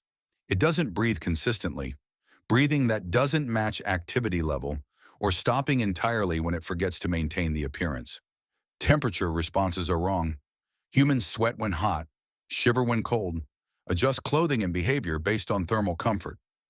The nervous house guest might not respond to temperature at all, standing in freezing conditions without shivering or in heat without sweating. It doesn't show normal startle responses, sudden loud noises, unexpected movements, apparent threats. Humans react instinctively. The entity has to consciously decide how to react, creating delay between stimulus and response. Community screening processes should include observation periods for any newcomers. New arrivals stay in monitored areas for days while being assessed, with experienced observers watching for the subtle wrongness that reveals non-human infiltrator. Watch sleep patterns. Humans sleep differently than entities pretending to sleep. Watch eating habits. The entity might not eat at all, or might eat in ways that seem performative rather than driven by actual hunger. Watch responses to unexpected stimuli, to social situations, to anything that requires instinctive rather than calculated response. If the entity is identified, don't confront it directly. It's dangerous when threatened, possibly more dangerous than when infiltrating quietly. Inform community leadership through secure channels. Plan coordinated response that doesn't alert the entity to detection before you're ready. Isolate the entity if possible, cutting it off from potential victims or escape routes. Eliminate if necessary and if you have means. Exile if elimination isn't feasible, though understand it might then target other communities, bringing the same threat elsewhere. The psychological impact of discovering a nervous house guest among you is substantial. Paranoia spreads like infection. Everyone becomes suspect. Community cohesion fractures as people begin watching each other for signs of wrongness, seeing threats in normal behavior variations. This might be the entity's actual goal, spreading distrust more than causing direct physical harm. Communities that survive discovery and elimination of nervous house guests often don't survive the aftermath as functioning social units. Your survival odds with nervous house guest in community, 70% if detected early before it fully establishes position. 30% if it gains trust and integrates before discovery. The entity is manageable if caught quickly, dangerous if it achieves acceptance and learns enough about community members to potentially impersonate them or exploit relationships. We classify nervous house guests in Tier B for threat level, B for behavioral detection possible, B for better caught early, B for background checks essential. The entity is serious threat but manageable with proper screening and observation protocols, 4.7 kilometers tall. To put this in perspective, that's taller than any mountain in the Alps, taller than the vast majority of peaks worldwide. We're now discussing entities that exceed geographic features humans considered permanent and unchangeable. The Matterhorn, one of the most famous mountains in Europe, stands at 4,178 meters tall. The birdwatcher is taller than the Matterhorn. It towers over mountains that have existed for millions of years. The creature's appearance is unique among Henderson's giants. Instead of a single unified body, it resembles a massive two-pronged fork or tuning fork with two parallel vertical structures rising from a common base. The structures are wrapped in white skin that appears perpetually slick, as if coated in mucus or some other fluid that never dries. The whiteness is stark and unnatural, making the birdwatcher visible against most backgrounds. A column of pale horror rising kilometers into the sky, impossible to miss once you know what you're looking at. The name comes from its most unusual characteristic: birds. Constantly, hundreds or thousands of birds orbit the birdwatcher's upper structures, flying in patterns that suggest purpose rather than coincidence or random behavior. Whether the birds are controlled by the giant, attracted to it through some force we don't understand, or trapped in some way is unclear. The sight of a normal bird flock is typically comforting, familiar, part of the natural world. Seeing that same phenomenon orbiting something 4 kilometers tall transforms comfort into profound unease. The birdwatcher possesses enormous eyes located somewhere on its upper structures. Reports vary on exact placement because observing something this tall from ground level makes accurate observation difficult. Perspective becomes meaningless at this scale. What's consistent across all reports is that the eyes are vast, possibly hundreds of meters in diameter, and provide the creature with vision capabilities far beyond anything human or even beyond most Earth animals. It can see tremendous distances. It can track minute movements from kilometers away. It can distinguish individual humans from altitudes where we would be invisible to normal vision. This visual capability makes the birdwatcher uniquely dangerous among Henderson's entities. Most giants require relative proximity to detect humans, operating within ranges measured in hundreds of meters or a few kilometers at most. The birdwatcher can observe you from distances where you might not even realize it's present. That white column on the horizon that you think is a distant cloud formation or a geographical feature you don't recognize. That might be something watching you. By the time you realize what you're seeing, it's been observing for hours, possibly days. The creature also possesses tentacles or tendrils extending from somewhere on its structure, though their exact origin point is difficult to determine at the scales involved. These tendrils can stretch considerable distances, multiple kilometers at minimum, based on documented observations. This allows the birdwatcher to grab subjects without moving its main body, which would be visible from enormous distances and provide warning. The reaching distance might be greater than observed. The creature could potentially grab someone from far enough away that they never connected their abduction to the distant white column they saw on the horizon earlier in the day. The birdwatcher's purpose appears to be selection. It chooses humans deemed fit for ascension, whatever that means in the context of Henderson's entities. Those selected are grabbed by the tendrils, pulled upward toward the creature's main body, and either absorbed into the structure or transported to some other location entirely. Survivors of near abduction, people who escaped the tendrils before being fully captured, describe the experience as the sky suddenly growing dark, as something massive descends from above, tentacles wrapping around them with surprising speed before they manage to break free and escape. Full abduction victims don't report their experiences because they don't return. This creates a data problem. We don't know if ascension is real transcendence to better existence or simply elaborate predation. We don't know if selected individuals are still conscious somewhere, transported to another dimension or location, or if they're simply consumed. The birdwatcher might be genuinely helping by its own standards, elevating worthy humans to something better. Or it might be the most sophisticated predator in Henderson's catalog, using the language of salvation to facilitate hunting.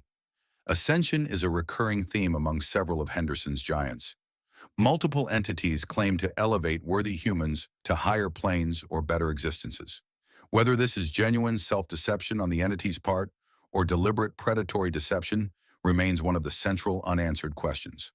Without data from ascended individuals returning to report their experiences, we can't confirm anything. Maybe ascension is real and represents genuine transcendence. Maybe it's how the giants rationalize predation to themselves. Maybe the giants genuinely believe they're helping while actually harming. The uncertainty is maddening because it affects how we should respond to ascension entities. The birdwatcher's telepathic capabilities add another layer of threat. The creature can potentially affect human minds, either to communicate with other giants or to influence human behavior directly. Witnesses near the birdwatcher report unusual thoughts that don't feel like their own, compulsions they don't recognize as originating from their own desires, voices in their minds speaking in languages they don't understand but somehow comprehend. Whether this is direct telepathy, side effects of proximity to something cosmically wrong, or humans interpreting strange sensory experiences as mental communication is debatable. The relationship between the birdwatcher and the birds orbiting it suggests several possibilities worth considering. The birds might be scouts, extending the giant's surveillance capabilities beyond even its enormous visual range. A distributed sensory network that allows the birdwatcher to perceive events happening far beyond its direct line of sight. They might be victims, trapped in the orbit and unable to escape some force the giant generates. They might be symbionts, gaining some benefit from proximity to the giant that makes the relationship mutually advantageous. Or the connection might be completely inexplicable by Earth biology, some interaction between Henderson entity and normal animal that we lack the framework to understand properly. Survival strategies for the birdwatcher are extremely limited and mostly theoretical. First and most important, avoid being in areas where the creature is active. This requires knowing where it is, which requires functional communication and surveillance networks that can track something this massive across distances. If the birdwatcher is visible on the horizon, you're already in potential abduction range. Retreat immediately. Don't stop to gather belongings. Don't wait to see what it does. Don't try to determine if it's moving toward you or away. Move away from it until it's no longer visible, then continue moving to create additional safety margin. Second, underground shelters provide some protection, possibly the only reliable protection available. If the birdwatcher can't see you, it might not target you. This assumes its vision doesn't penetrate Earth or structures, which hasn't been definitively confirmed, but seems likely based on observed behavior. Deep underground facilities, natural caves, or substantial basement bunkers might offer safety. Might. The creature's tendrils could potentially breach most structures if it knew you were inside and decided you were worth the effort to extract. Third, do nothing that makes you stand out from your surroundings. The birdwatcher selects individuals based on criteria we don't understand. Moving when others aren't moving might attract attention. Being in open spaces rather than undercover might trigger selection. Exhibiting behaviors the giant finds interesting could mark you for ascension. The safest action is invisibility, and achieving invisibility from something with vision this acute is nearly impossible. Blend in, stay undercover, minimize movement. Hope you're not interesting enough to warrant attention. Physical resistance against the birdwatcher is pointless. Something 4.7 kilometers tall is beyond conventional weapons capability to seriously damage. You could potentially harm the tendrils if they grabbed you, but severing a tendril doesn't kill the giant, just makes it slightly inconvenienced and possibly more aggressive. Attempting to harm it might trigger response from an entity that's otherwise just observing. Better to remain beneath notice than to become a problem requiring elimination. The birdwatcher's movement patterns are poorly understood because it moves rarely relative to the time it spends stationary. The creature seems to position itself and then remain in place for days or weeks, observing whatever it finds interesting in that location. When it does move, each step covers vast distances, potentially kilometers per stride. Tracking its movements is like tracking weather systems, large-scale patterns observable over time, rather than individual actions you can monitor in real time. The height itself creates unique hazards that go beyond just the creature's abilities. The birdwatcher's upper structures extend into atmospheric levels, where air pressure and temperature differ substantially from ground-level conditions. It exists across multiple climate zones simultaneously. The base might be in temperate conditions, while the top is in near-stratospheric environment. This vertical range might contribute to its sensory capabilities, allowing it to observe weather patterns, detect aircraft, or perceive phenomena that ground-based entities miss entirely. The creature's origin is linked to the second moon event, suggesting extraterrestrial or extra-dimensional arrival. The birdwatcher is not evolved for Earth. It's here through circumstance or intention, operating according to purposes that made sense in its original context but appear insane from human perspective. It's playing a role in a larger narrative we don't understand and aren't included in, except as subjects of observation and occasional selection. Long-term implications of the birdwatcher active on Earth include the effective end of surface living in observed regions. You can't build permanent structures when something this tall might decide your location is interesting enough to watch for weeks. You can't farm when fields leave you exposed to observation from kilometers away. You can't gather in groups because groups attract attention from entities looking for selection candidates. The birdwatcher forces humanity underground or into constant motion, both of which are unsustainable for large populations over extended periods. The bird connection adds ominous dimension to the creature's presence. Birds have been symbols in human culture for millennia, messengers between earth and sky, omens of coming events, souls of the departed in some traditions. Seeing them orbit something that abducts humans suggests the birdwatcher has appropriated these symbolic associations, deliberately or coincidentally. It's using familiar imagery in deeply unfamiliar context, creating cognitive dissonance that makes processing its presence psychologically difficult. Documentation of the birdwatcher is surprisingly good considering its size. It's visible from enormous distances, allowing photography from positions that are relatively safe. Video footage shows its slow movements when it moves, the orbital patterns of birds around its upper structures, occasional abduction events when tendrils descend and capture individuals. This documentation hasn't translated to understanding. We can describe what we see. We can't explain what it means or why it's happening or what the birdwatcher's ultimate goals are. Your survival odds if the birdwatcher's in your region, approximately 50% over long term. The creature doesn't take everyone, suggesting its selection criteria are specific rather than random or comprehensive. But 50% is not comforting when the stakes are permanent disappearance to unknown fate, and that percentage might be optimistic. We're basing estimates on survivors who remain to be counted. The full count of missing might be far higher than confirmed abductions, with many disappearances never connected to the birdwatcher because the connection isn't obvious. We classify the birdwatcher in Tier S for threat level. S for sight range exceeds safety distance. S for selection criteria, unknown. S for size beyond comprehension. The creature represents something fundamental about Henderson's universe. Human life has become cheap. We're specimens to be observed, cataloged, occasionally collected. The birdwatcher isn't evil in traditional sense. It's something worse. It's indifferent with purpose, selecting some humans while ignoring others based on standards we'll never understand and can't influence. Now let's discuss something that might be trying to help, but probably isn't. 1.5 kilometers tall. We're back slightly from the birdwatcher's height, but still discussing an entity that exceeds most mountains you'd encounter in everyday geography. At this height, the creature's upper portions are well above cloud level in most atmospheric conditions. It exists partially in the sky, looking down on the world from perspectives normally reserved for aircraft. This is not something you can ignore or dismiss as distant object. When Wandering Faith is in your region, it dominates the visible horizon. The Wandering Faith's appearance is bizarre even by Henderson standards. The creature resembles what might generously be described as a massive water balloon with legs, a bulbous, saggy structure supported by limbs that look inadequate for the mass they're carrying. The body appears to be made of something organic but not quite flesh, more like living tissue stretched thin over fluid or gas. The surface is pale, semi-translucent, with visible structures inside that might be organs, might be captured humans at various stages of processing, might be something else entirely that we lack framework to identify.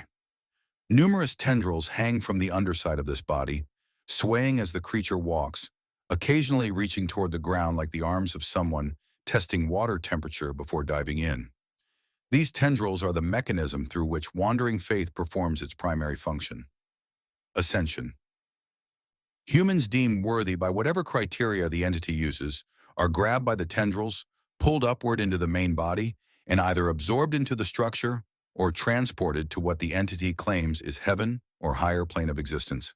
The creature is classified as potentially benevolent, which is simultaneously comforting and terrifying. Potentially. Maybe. Wandering Faith doesn't appear to kill humans directly through violence. It doesn't destroy infrastructure unnecessarily or systematically. It seems to genuinely believe it's helping the people it takes. But benevolent from whose perspective? If you're offering someone something they don't want and they can't refuse, is that help or harm? If you're removing them from everything they know based on criteria they don't understand, is that salvation or abduction?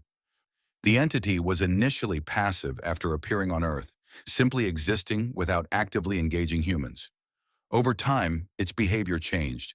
It became more active, more purposeful, more likely to extend its tendrils toward human settlements and select individuals for ascension. What triggered this behavioral change is unknown, but suggests the creature is either adapting to Earth, responding to instructions from elsewhere, or working through some internal process that's reached a more active phase. Most concerning is evidence that Wandering Faith might reproduce. Smaller entities resembling it have been observed, suggesting offspring. If Henderson's giants can breed on Earth, the current population of entities is just the beginning. We could be facing exponential growth in giant numbers, with each generation producing more until Earth is saturated with these creatures. The long-term implications are apocalyptic if reproduction is confirmed and becomes widespread.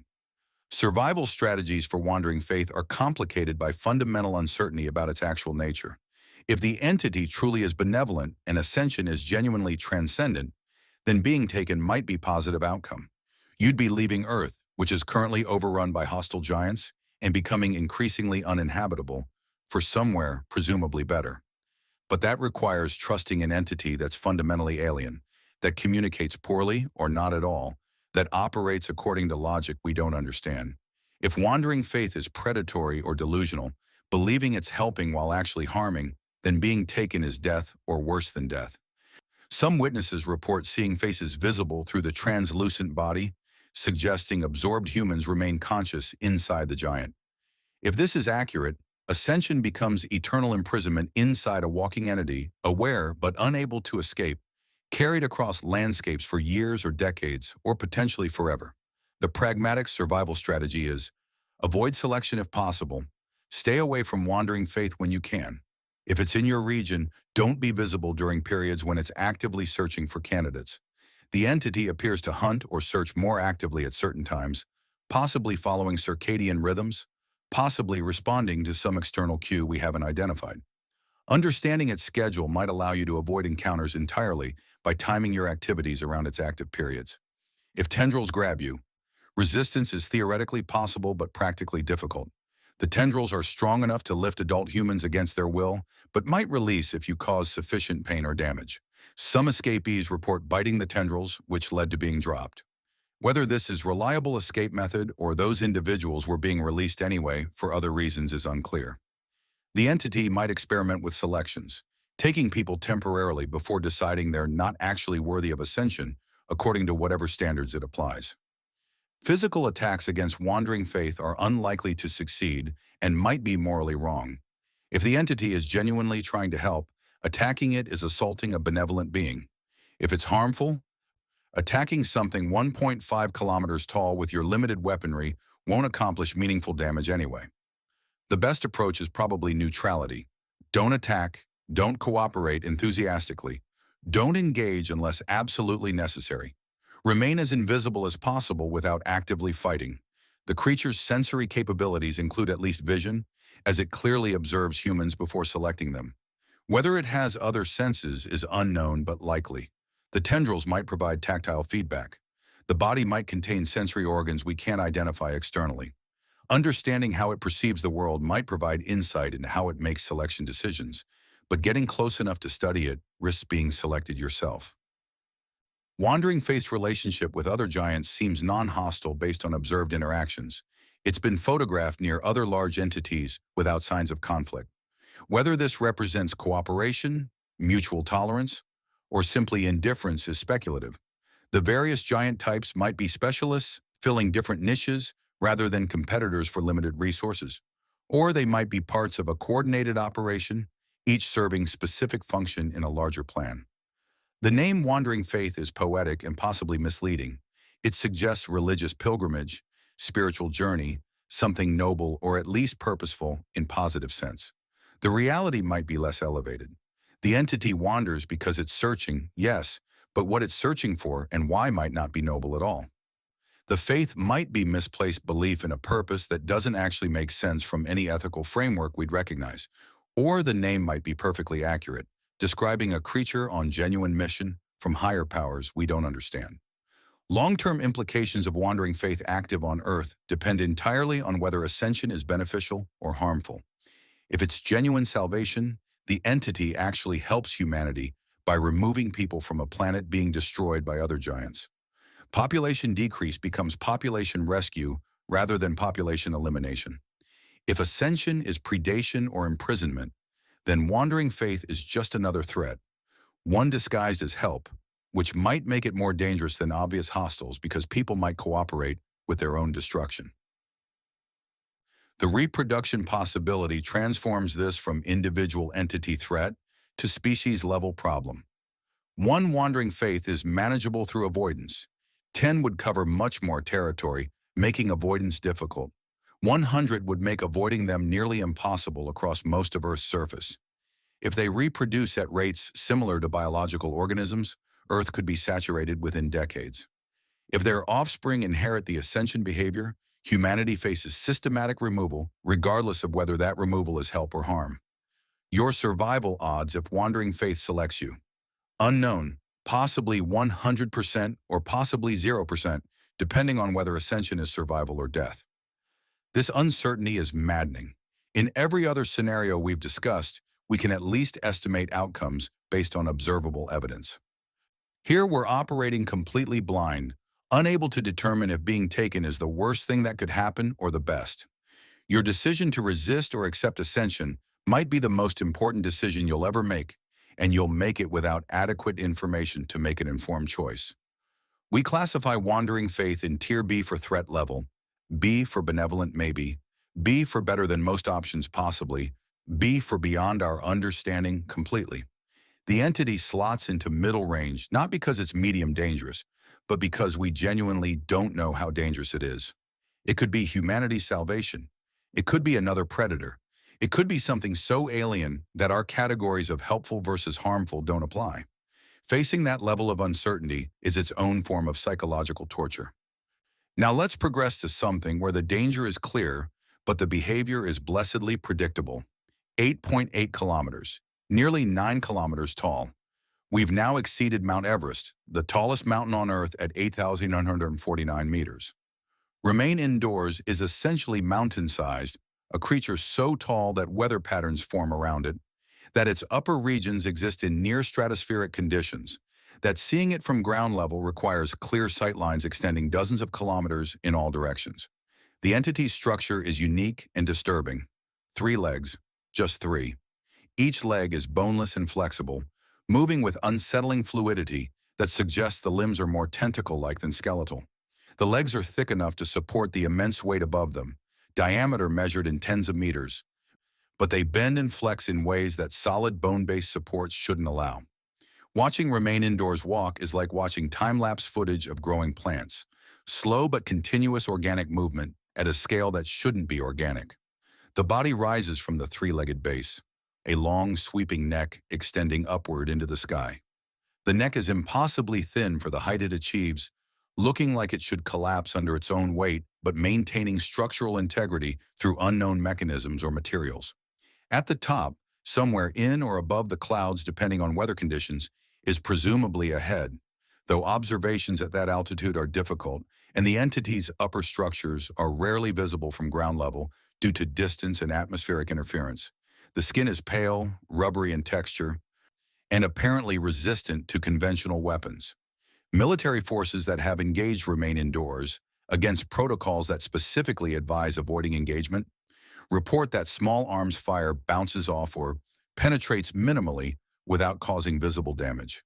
Artillery potentially affects it, but coordinating strikes against something this size while it's moving is exceptionally difficult. The creature doesn't react aggressively to attacks, which is fortunate because retaliation from something this massive would be catastrophic for entire regions. The name Remain Indoors is ironic instruction based on the creature's behavioral pattern. The entity is passive unless humans remain indoors when it's present. If you stay inside buildings while Remain Indoors is nearby, it becomes hostile and actively hunts you. If you go outside and evacuate to open areas and are visible, the creature ignores you completely. This inverted threat pattern is unique among Henderson's giants and suggests intelligence sophisticated enough to understand human behavior and architecture. The implications are clear and consistently observed. When Remain Indoors is in your area, outdoor exposure is safer than shelter. This violates normal survival instincts. Humans associate shelter with safety and exposure with danger across nearly all contexts. The creature exploits this instinct, punishing people who follow their natural inclination to hide. Only those who override instinct and evacuate to open ground survive encounters with Remain Indoors. The entity employs tendrils for abduction, like other Ascension giants. These tendrils are extremely long, potentially several kilometers in length, and can penetrate structures to extract humans who refuse to evacuate or don't understand what's happening. The tendrils move purposefully, searching through buildings, extending through windows and doors, wrapping around anyone inside. Once caught, victims are pulled upward toward the entity's main body, destination and fate unknown, but presumably similar to other Ascension giant outcomes. The Ascension narrative applies to Remain Indoors, as with other similar giants. It claims to elevate worthy humans to different dimensions or higher planes. Whether this is true, delusional, or predatory remains uncertain across all Ascension entities. The pattern suggests coordination among them, as if they're all working toward the same goal. This could be benevolent conspiracy, malevolent conspiracy, or simply shared instinctive behavior. Like unrelated predator species independently developing similar hunting strategies that happen to work well. Survival strategies for Remain Indoors are remarkably straightforward compared to most entities. Obey the instruction in its name, but inverted. When the entity appears, go outside immediately. Leave buildings without delay. Move to open areas where the giant can clearly see you. Its targeting system apparently requires indoor presence, so remaining visible and outdoor renders you safe from abduction. This is counterintuitive, but consistently effective based on extensive survival data. The challenge is overcoming instinct. When something 9 kilometers tall appears on the horizon, every human instinct screams to hide, to find shelter, to put barriers between yourself and the threat. Remain Indoors exploits this instinct ruthlessly. Survivors are those who manage to override panic, understand the actual threat pattern, and act contrary to what feels safe. Education about the entity's behavior is critical, because first encounters usually involve mass casualties from people hiding when they should be evacuating. Groups can help enforce correct behavior during encounters. When panic sets in, group consensus to evacuate outdoors can override individual impulse to hide. Community drills, practiced evacuation, to designated outdoor safe zones, predetermined signals that mean, remain indoors is here, get outside immediately. These social structures improve survival rates dramatically compared to communities encountering it without preparation. The passive nature of remain indoors, unless humans are indoors, means the entity doesn't destroy infrastructure unnecessarily. Buildings remain standing after it passes. Roads are intact. The creature's 3 legs distribute weight widely enough that each step doesn't create massive crater-like footprints. From a reconstruction perspective, remain indoors is one of the least destructive giants, causing casualties only among those who misunderstand its behavior or physically can't evacuate quickly enough. The question everyone asks, why does it care if humans are indoors? The behavior suggests something beyond simple predation. Maybe the entity is genuinely trying to help by forcing humans into open spaces where they're more likely to be selected for ascension by this or other entities. Maybe it's hunting people who hide because hiding indicates fear, and fear indicates unworthiness according to whatever criteria judgment entities apply. Maybe the indoor versus outdoor distinction is meaningful in ways we don't understand, tied to concepts that don't translate to human comprehension. The creature's sensory capabilities must include ability to detect humans inside structures from considerable height. This might be thermal imaging, detecting body heat through walls, might be some form of scanning that identifies organic matter within architectural spaces, might be completely different since we lack framework to understand. Whatever the mechanism, it's effective. Remain indoors rarely misses people hiding in buildings once it begins searching a structure. The entity's movement patterns are migration-like. It appears in a region, remains for days or weeks, then moves on. The path seems deliberate rather than random, suggesting destination or purpose. Some researchers believe remain indoors is traveling to specific locations, possibly sites significant in ways humanity doesn't recognize. Others think it's simply wandering, covering territory systematically to maximize opportunity for ascension collections. Long-term implications of remain indoors active on Earth include fundamental changes to how humans use buildings. Architecture becomes dangerous during certain periods. Permanent structures become traps rather than shelter. The advantage of indoor space, fundamental to human civilization development, becomes liability when this entity is present. Communities adapt by building structures that can be evacuated in seconds, with multiple exits. Minimal interior walls, nothing that could trap people inside when remain indoors appears. Your survival odds if remain indoors enters your area. Approximately 95% if you understand its behavior and evacuate outdoors promptly. The 5% who die are usually those who don't know about the entity, refuse to believe the warnings, or are physically unable to evacuate quickly enough due to injury, illness, or disability. Remain indoors is actually one of the most survivable giant encounters, which is darkly ironic given its immense size. We classify remain indoors in Tier B for threat level, B for behavior-based survival possible, B for better than most giant encounters, B for basically safe if you follow rules. The entity represents strange middle ground, terrifying in appearance, massive in scale, but actually less dangerous than many smaller creatures if you understand and respect its behavioral patterns.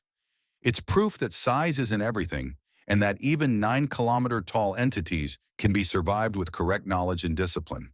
Imagine this. Breaking news is hunting at night in your region. You've adapted, maintaining strict lighting and vigilance protocols during dark hours. But now Wandering Faith has appeared during daylight, searching for ascension candidates. And Birdwatcher is visible on the horizon, meaning you're in potential abduction range. 3 entities, 3 different threat types, 3 different survival requirements. How do you manage this? Priority is identifying which entity poses immediate threat. A giant directly approaching requires immediate response. A giant visible on horizon allows some planning time. A nocturnal hunter during daylight is dormant. A diurnal hunter at night is inactive. You stack your responses based on timing and proximity, addressing the most immediate threat first while remaining aware of other dangers. Communication becomes absolutely critical in multi-giant scenarios. Watchers need to report all visible entities with direction, distance, and identity if possible. Community leadership needs real-time information to make evacuation decisions. Wrong response to wrong threat can be fatal. Evacuating outdoors for remain indoors saves you from that entity, but might expose you to birdwatcher overhead or make you visible to other giants selecting targets. Shelter selection must account for multiple threat types simultaneously. Underground bunker protects from aerial entities but makes you vulnerable to those that hunt indoor humans. Open ground evacuation site protects from remain indoors, but exposes you to giants that select visible humans for ascension. Ideal shelter has multiple configurations, allowing rapid switching between exposure types, though implementing this is easier described than actually built. Shift scheduling helps manage entities with different active periods.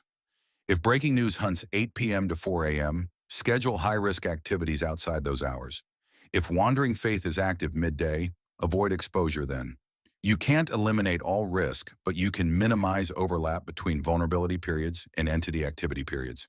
This requires maintaining detailed logs of entity behaviors, which requires someone taking responsibility for documentation even during survival crisis. False security is extremely dangerous in multi-giant scenarios. Successfully avoiding one entity doesn't mean you're safe from others. Communities get comfortable with protocols that work for local threats, then die when different entity type appears using tactics they weren't prepared for. Train for multiple scenarios even if current threats don't require all those responses.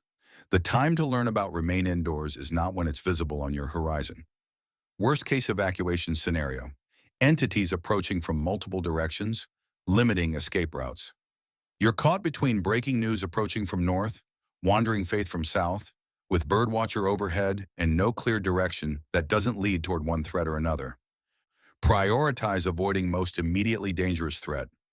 Destruction giants and judgment giants are more dangerous than ascension giants because they definitely kill. Ascension might be survival, depending on perspective.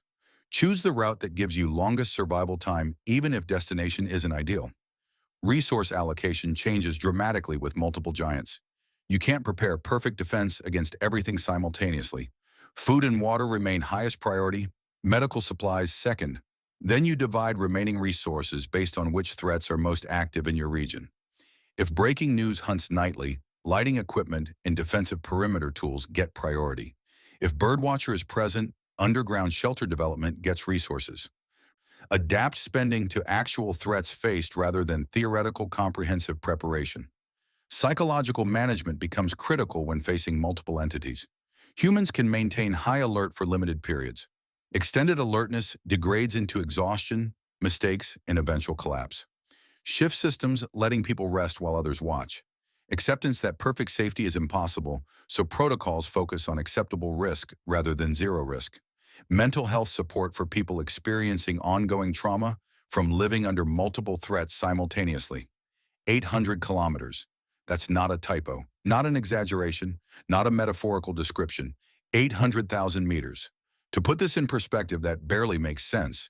That's larger than most countries are wide. Monaco is 2.02 square kilometers total area. Tuvalu is 26 square kilometers. San Marino is 61 square kilometers. Andorra is 468 square kilometers. Behemoth's height exceeds the width of entire nations. We've exceeded the scale where normal description has any meaning. Behemoth doesn't tower over landscapes. It is landscape. When it moves, if it moves, continents reshape themselves around its passage. When it rises further from the earth, mountains look like pebbles scattered at its base. The creature is so large that comparing it to other giants becomes absurd. Every entity we've discussed so far, from Siren Head to remain indoors, could stand on Behemoth's shoulder without the creature noticing the additional weight. The visible portion of Behemoth is just its head and neck, emerging from a mountain range. The rest of the body is presumably underground, buried in earth to depths we can't measure, or extending into dimensional spaces we can't perceive or access. What we can see is covered in pale, cracked scales, suggesting immense age. Geological age. The scales look ancient in ways that make mountains seem young. They're cracked and weathered like stone that's endured millions of years of exposure. The head is vaguely reptilian in broad structure. Enormous jaws filled with teeth the size of buildings dominate the visible features. Each tooth could impale a city block. The jaws could close around structures humans consider massive and barely register the resistance. The eyes are black, emotionless, ancient beyond human comprehension of age. They don't express rage or hunger or any emotion humans would recognize. They simply exist, observing a world too small to matter. Spines extend along the visible neck, continuing presumably along the invisible buried body. These spines are individually larger than most creatures we've previously discussed. Each one could serve as landmark visible from hundreds of kilometers away. They might be defensive structures, warning coloration scaled to incomprehensible size, sensory organs collecting data at planetary scale, or purely structural elements supporting mass that defies physics as we understand it. The bite force of Behemoth has been calculated, as much as calculation is possible for something this size. The estimate, 210 quadrillion psi, that's 210,000 pounds per square inch. For context, the strongest bite force in known Earth history was probably Dunkleosteus, an extinct armored fish, at roughly 11,000 psi. Behemoth's bite force is nearly 20 trillion times stronger. It can bite through anything. Mountains, continental plates, possibly dimensional barriers. Nothing resists those jaws if they choose to close. The creature's diet is unknown, but presumably includes both organic and inorganic matter at scales we struggle to conceptualize. Something this large requires immense energy input to maintain existence. It might consume mountains like humans, consume snacks, might eat metal, stone, magma, anything that provides fuel for a metabolism operating at planetary scale. The ecology required to support a behemoth doesn't exist on Earth. It doesn't just live in an environment, it consumes environments as basic fuel. Behemoth is classified as apex entity. There is no higher classification in Henderson's catalog. Nothing larger has been documented. This is the top of the hierarchy, the ultimate expression of the giant phenomenon. Everything else, every other entity we've discussed tonight, is smaller, lesser, existing in Behemoth's shadow whether they're aware of it or not. The implications of Behemoth's existence are straightforward and terrifying. If it becomes fully active, human survival is impossible. Not difficult, not unlikely. Impossible. The creature can reshape continents through simple movement, can trigger earthquakes that exceed measuring scales we've developed, can create tsunamis that cross entire oceans, can literally consume countries. No bunker is deep enough to protect you from something that can eat through Earth's crust. No distance is safe enough when the entity can move at speeds we can't predict. No preparation is adequate for something operating at this scale. Currently, Behemoth is partially dormant. It emerged from the mountain range but hasn't begun moving extensively or feeding actively.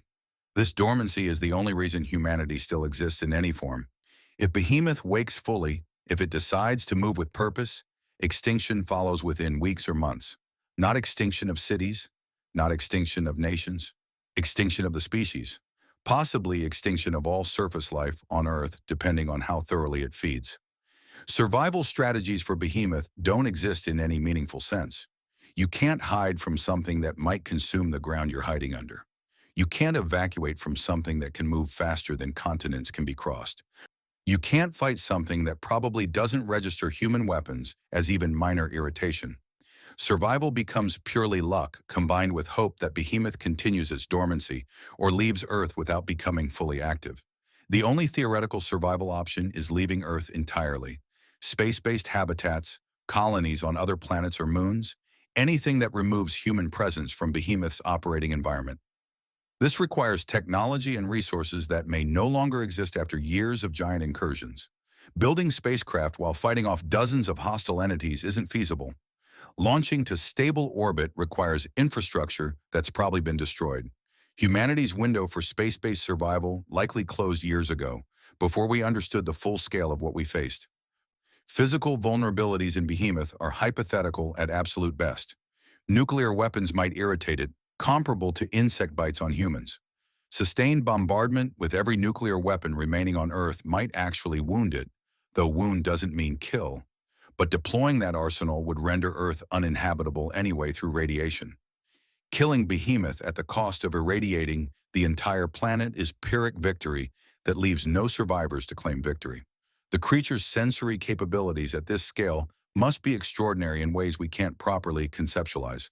To coordinate movement of something 800 kilometers tall requires processing sensory information from ranges that exceed human visual and cognitive comprehension.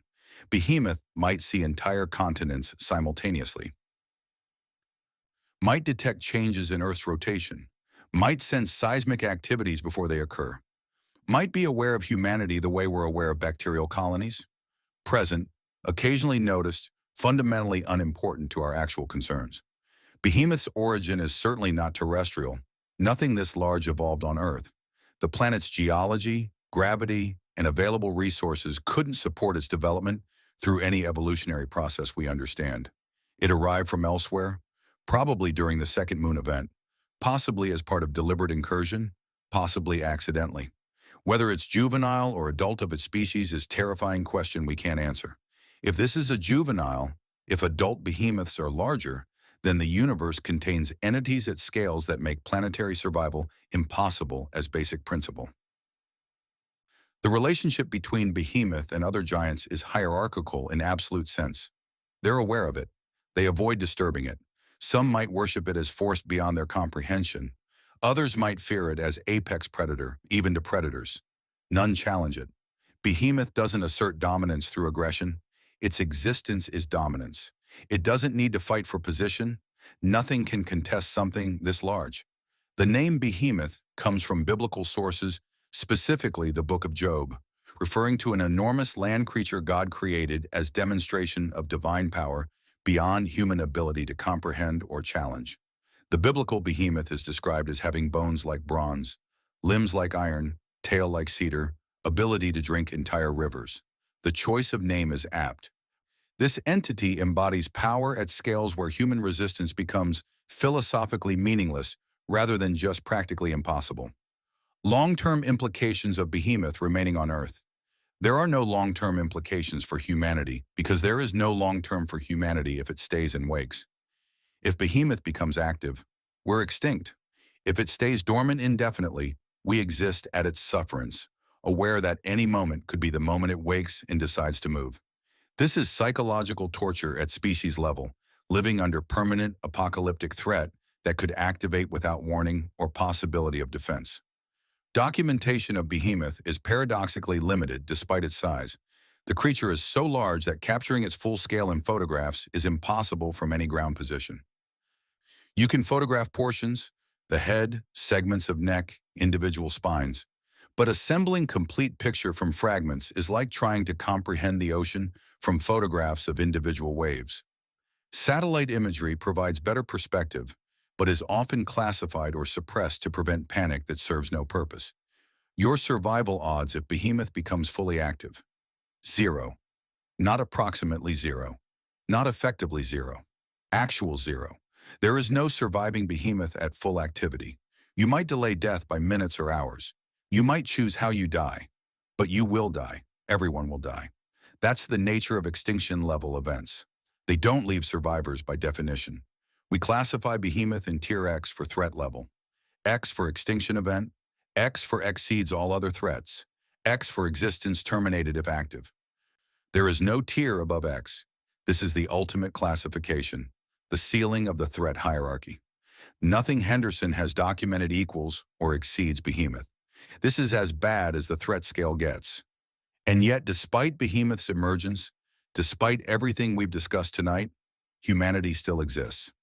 That survival is partially luck, partially adaptation, partially the fact that many giants are dormant or semi-passive. But survival is real. We're still here. And if we're still here after Behemoth emerged, maybe we can continue being here. Maybe the apocalypse that looks inevitable can be delayed indefinitely. Maybe humans are more resilient than entities expect. Or maybe Behemoth just hasn't fully woken up yet. Not all of Henderson's threats are giants or creatures. Some are places, spaces that shouldn't exist but do. The Smile Room represents this category, an environmental hazard that's architectural rather than biological, though whether it's actually architecture in any normal sense is questionable. The Smile Room appears as a normal room in otherwise normal buildings. Could be residential house, office building, abandoned structure. Nothing about the exterior indicates danger. The door looks ordinary. The walls from outside appear normal. You might walk past it dozens of times without realizing anything is wrong. The room looks ordinary until you enter and the door closes behind you. That's when you see them. Smiles. Hundreds of smiles carved or painted on every surface. Walls, ceiling, floor. All smiling. all wrong in ways that bypass conscious analysis and trigger deep unease. The smiles aren't happy expressions. They're mocking, predatory, knowing. They watch you even though they're just marks on surfaces. Some are small, barely visible.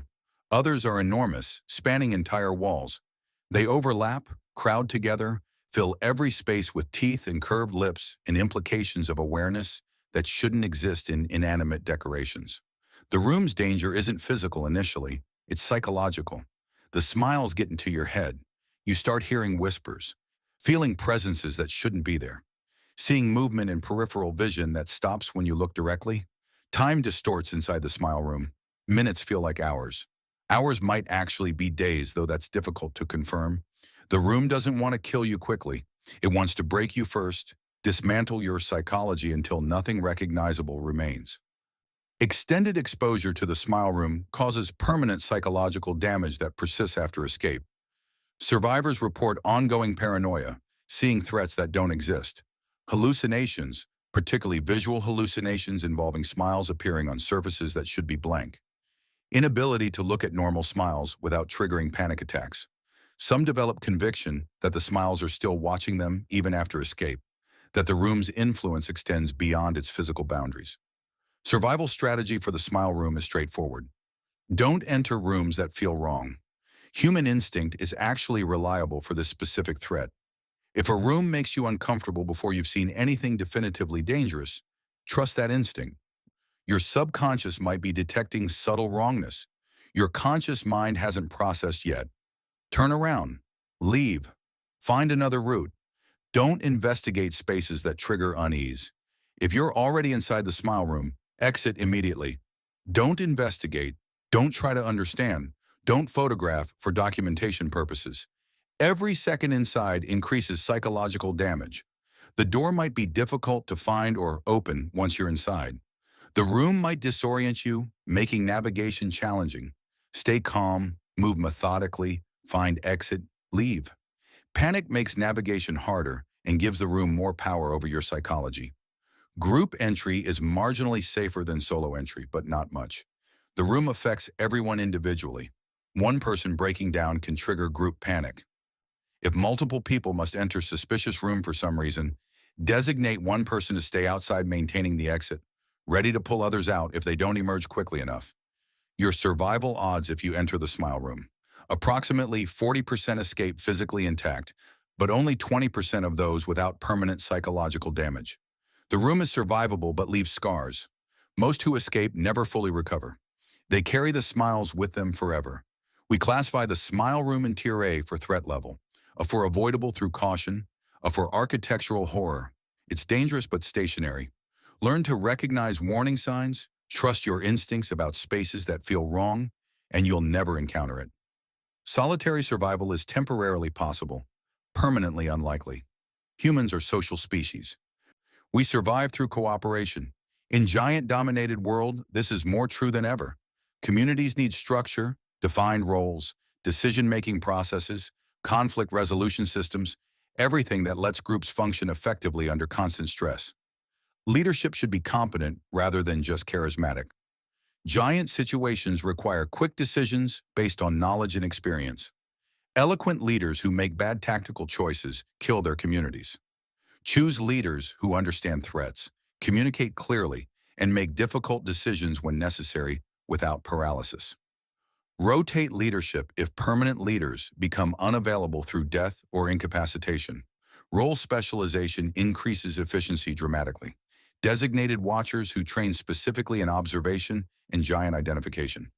Medical personnel with actual skills beyond basic first aid knowledge. Foragers who know edible plants and safe gathering techniques in altered ecosystems. Teachers who maintain knowledge transfer to next generation. Engineers who keep remaining technology functioning. Everyone contributes according to capability rather than trying to be self-sufficient individuals. Children are not miniature adults. They need education, protection, and specialized consideration. But they're also community future. Training children in survival skills, giant awareness, and specialized roles ensures community continuity if adults die. Balance protection with preparation. Sheltering children completely leaves them unprepared, when they inevitably face threats alone. Elderly members provide knowledge, experience, and historical context. Don't dismiss them as resource burdens. They remember how things were before giants, maintain cultural knowledge, and often have practical skills younger members lack. Protect them, utilize their knowledge, and prepare for their eventual loss with proper succession planning. Conflict resolution mechanisms prevent internal community collapse. Giants create stress. Stress creates conflict. Without peaceful resolution processes, communities fragment or erupt into violence that kills more people than giants do. Formal arbitration, consensus building, or whatever works for your specific community culture. Internal stability is prerequisite for external threat response. Outsiders and refugees require careful evaluation. Admitting everyone who arrives is unsustainable. Rejecting everyone is morally bankrupt and tactically stupid, since new members bring skills, knowledge, and genetic diversity.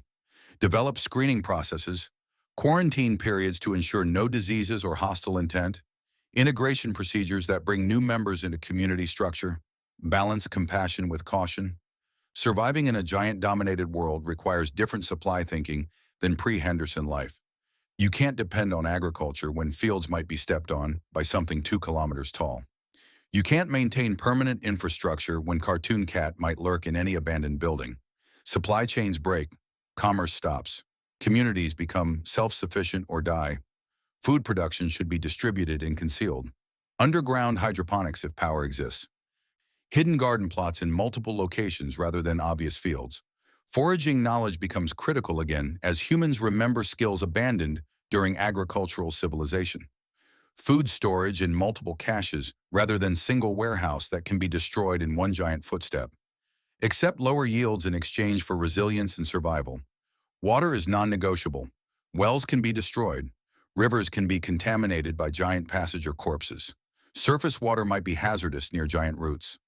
Multiple water sources, purification capability, storage for emergency periods, and rationing systems for shortage. You can go without food temporarily. Go without water and you're dead in days. Medical supplies deserve highest priority after water. Injuries are common in giant encounters and evacuation scenarios. Infections kill as reliably as giants in post-collapse environments.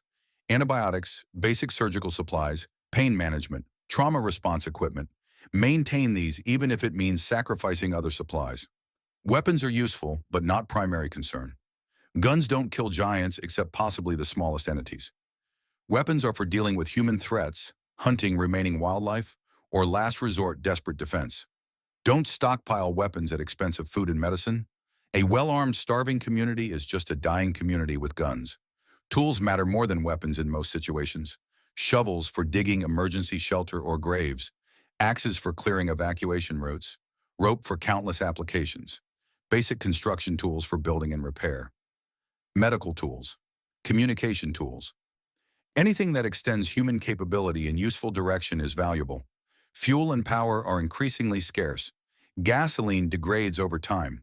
Electrical grids don't function. Solar panels, if available, become critical infrastructure. Hand-crank generators. Any technology that continues working without external supply chain. Transition away from technology dependency where necessary. Pre-industrial skills are relevant again.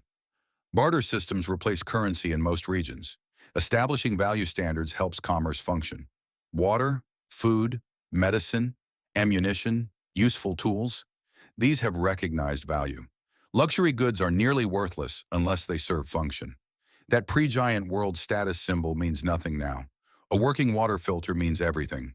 Someone injured during evacuation, someone sick when giants appear. Someone having baby when remain indoors enters area. Medical emergencies don't pause for giant threats, creating horrible scenarios requiring impossible choices. Triage becomes essential. Who can be moved safely? Who requires immediate treatment? Who will die regardless of intervention? These are brutal decisions, but necessary. Attempting to save everyone might result in saving no one. Mobile medical capability is ideal but rarely available. Stretchers, basic medical supplies, and evacuation packs. Trained personnel in every group. Reality often means improvised solutions. Makeshift stretchers from blankets and poles. Minimal supplies carried by everyone. First aid knowledge spread throughout community. Defensive medical operations, treating injured while under threat. Requires designated security watching for giants while medical personnel focus on patients. Requires quick treatment protocols prioritizing immediate life threat over comprehensive care. Requires willingness to abandon position if threat becomes imminent, even with patients mid-treatment. Painkillers become critical. Injured people scream. Screaming attracts attention from entities hunting by sound. Managing pain through medication keeps patients quiet, improving group survival. This sounds callous, but it's practical reality. One person screaming in pain might doom entire group. Childbirth during giant crisis is nightmare scenario. Can't pause labor. Can't delay delivery. Baby won't wait for convenient timing. Need secure location, medical knowledge, supplies, and time. All difficult to guarantee during evacuation. Best approach is identifying women near delivery date and keeping them in secure locations with support, not moving them during giant activity periods if avoidable. Chronic conditions complicate survival. Diabetics need insulin. Heart patients need medications. Dialysis patients need treatment. Asthmatics need inhalers. Some conditions make surviving giant encounters effectively impossible without consistent medical supply access. Communities must decide how to handle members whose survival requires resources that may not be available. Mental health crises during giant encounters are common and dangerous. Panic attacks, psychotic breaks, severe PTSD responses all impair decision-making and endanger groups.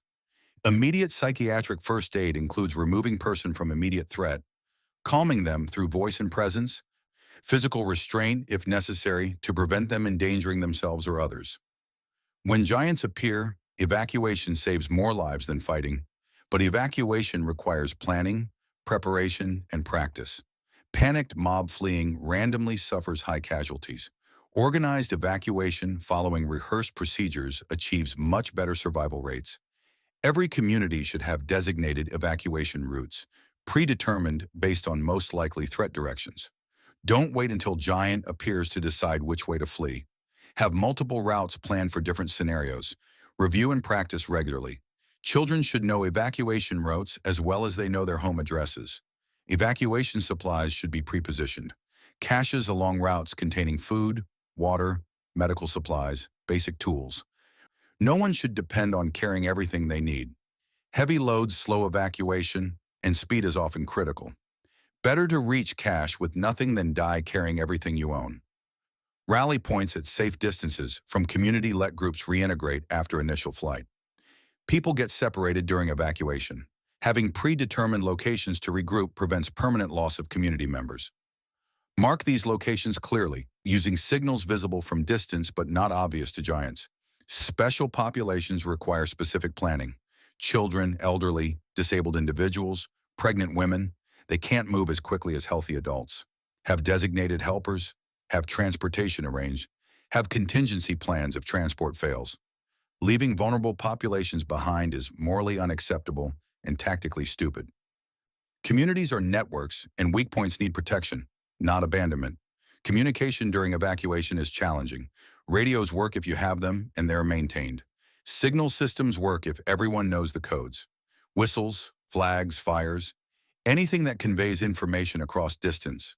Primary message needs to be where we're going. Secondary message, threat type, allowing people to adjust response accordingly. Return protocols are as important as evacuation protocols. Eventually, you need to return to determine if settlement survived, salvage what remains, or relocate permanently. Send scouts first. Have signals indicating all clear. Have fallback positions if return isn't safe. Rushing back into disaster kills people who successfully evacuated. We're not getting the old world back. Giants aren't leaving. Behemoth might wake up tomorrow or next year. This is permanent new reality. Adaptation means accepting this and building sustainable survival culture, not mourning what's lost or hoping for restoration that won't happen. Knowledge preservation is critical. Write things down, multiple copies, distribute widely. Medical knowledge, agricultural techniques, engineering principles, history, culture, everything that makes us more than surviving animals. Communities that lose knowledge base devolve into something less than human. Communities that maintain knowledge adapt and improve. Education continues even in crisis. Children learning to read, basic mathematics, science, history, practical skills. This isn't luxury, it's survival investment. Illiterate populations can't maintain technical knowledge. Innumerate populations can't calculate resource needs. Ignorant populations repeat mistakes. Teach continuously everyone who can learn. Technology preservation and scavenging extends capability. Salvageable tools, equipment, supplies from abandoned areas provide resources. But scavenging is dangerous. Cartoon cat hunts abandoned buildings. Other entities might claim such areas. Organize scavenging as community effort with proper planning and giant awareness. Not individual desperate raids. Psychological health matters as much as physical health. Constant threat creates trauma, depression, anxiety, PTSD. Community members need support, outlets, purpose beyond just surviving. Maintain culture, music, stories, rituals, whatever helps people stay human rather than becoming fear-driven animals. Mental collapse leads to community collapse. Adaptation to darkness and altered schedules helps against entities like breaking news. If you're nocturnal when it hunts, you can watch for it. If you're active during its dormancy, you avoid encounters. Flexibility in when and how you operate extends survival options. Inter-community cooperation creates resilience at regional scale. Trade networks, communication networks, mutual aid agreements, shared knowledge, combined defense against human threats, all these work better across multiple communities than isolated settlements attempting everything alone. Build alliances, maintain relationships, help others expecting reciprocal help when you need it. Hope is not naivety. Maintaining belief that survival is possible, that humanity has a future, that children born now might live to old age. This isn't foolish optimism. It's necessary fuel for continued effort. Lose hope and you stop trying. Stop trying and you're guaranteed to fail. As long as you're breathing, survival remains possible. Act accordingly. The second moon appeared without warning. One night, people looked up and there were 2 moons in the sky. Not lunar eclipse, not optical phenomenon, not mass hallucination, an actual second lunar body in Earth orbit, visible from every location on the planet. Impossible according to all our understanding of celestial mechanics, yet happening regardless of impossibility. The second moon is larger than Earth's original moon, darker in color, and covered in symbols or markings that shift when observed directly. Looking at the second moon triggers immediate unease in most observers. Some experience nausea. Others report headaches or disorientation. A few suffer more severe psychological effects, including hallucinations, paranoia, or temporary loss of consciousness. The moon is wrong at fundamental level. Not natural celestial body, but something else masquerading as one. The correlation between the second moon's appearance and the giant incursion is not coincidental. The timing is too perfect. Giants began appearing on Earth shortly after the second moon achieved stable orbit. Either the moon brought them, attracted them like beacon, or is itself part of the incursion event. What appeared to be astronomical phenomenon was actually the opening move of an invasion.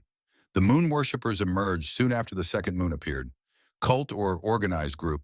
Their origin and purpose remain mysterious. They worship the second moon as divine entity. They claim it brings salvation. They actively work to facilitate giant incursions, possibly through rituals or technology based on the second moon's properties. They're essentially collaborationists, humans serving entity agenda against human survival interests. Whether moon worshippers are genuinely converted through belief or mentally compromised by the second moon's influence is debated. Some might be true believers who see the giants as salvation. Others might be victims of psychological manipulation by an entity that broadcasts signals through the second moon. Distinguishing between willing collaborators and compromised victims matters for how communities should treat them. The second moon's function seems to be gateway or beacon. Giants orient toward it. Judgment entities like the giant with red dots gaze at it for extended periods. Ascension giants might use it as navigation point or destination for collected humans. If the moon is infrastructure supporting giant operations, destroying it might disrupt the incursion. This remains theoretical because no human capability exists to attack objects in lunar orbit. Some researchers believe the second moon is living entity itself. Not celestial body, but creature disguised as moon. This explains the symbols that move, the psychological effects of observation, the apparent intelligence directing giant operations.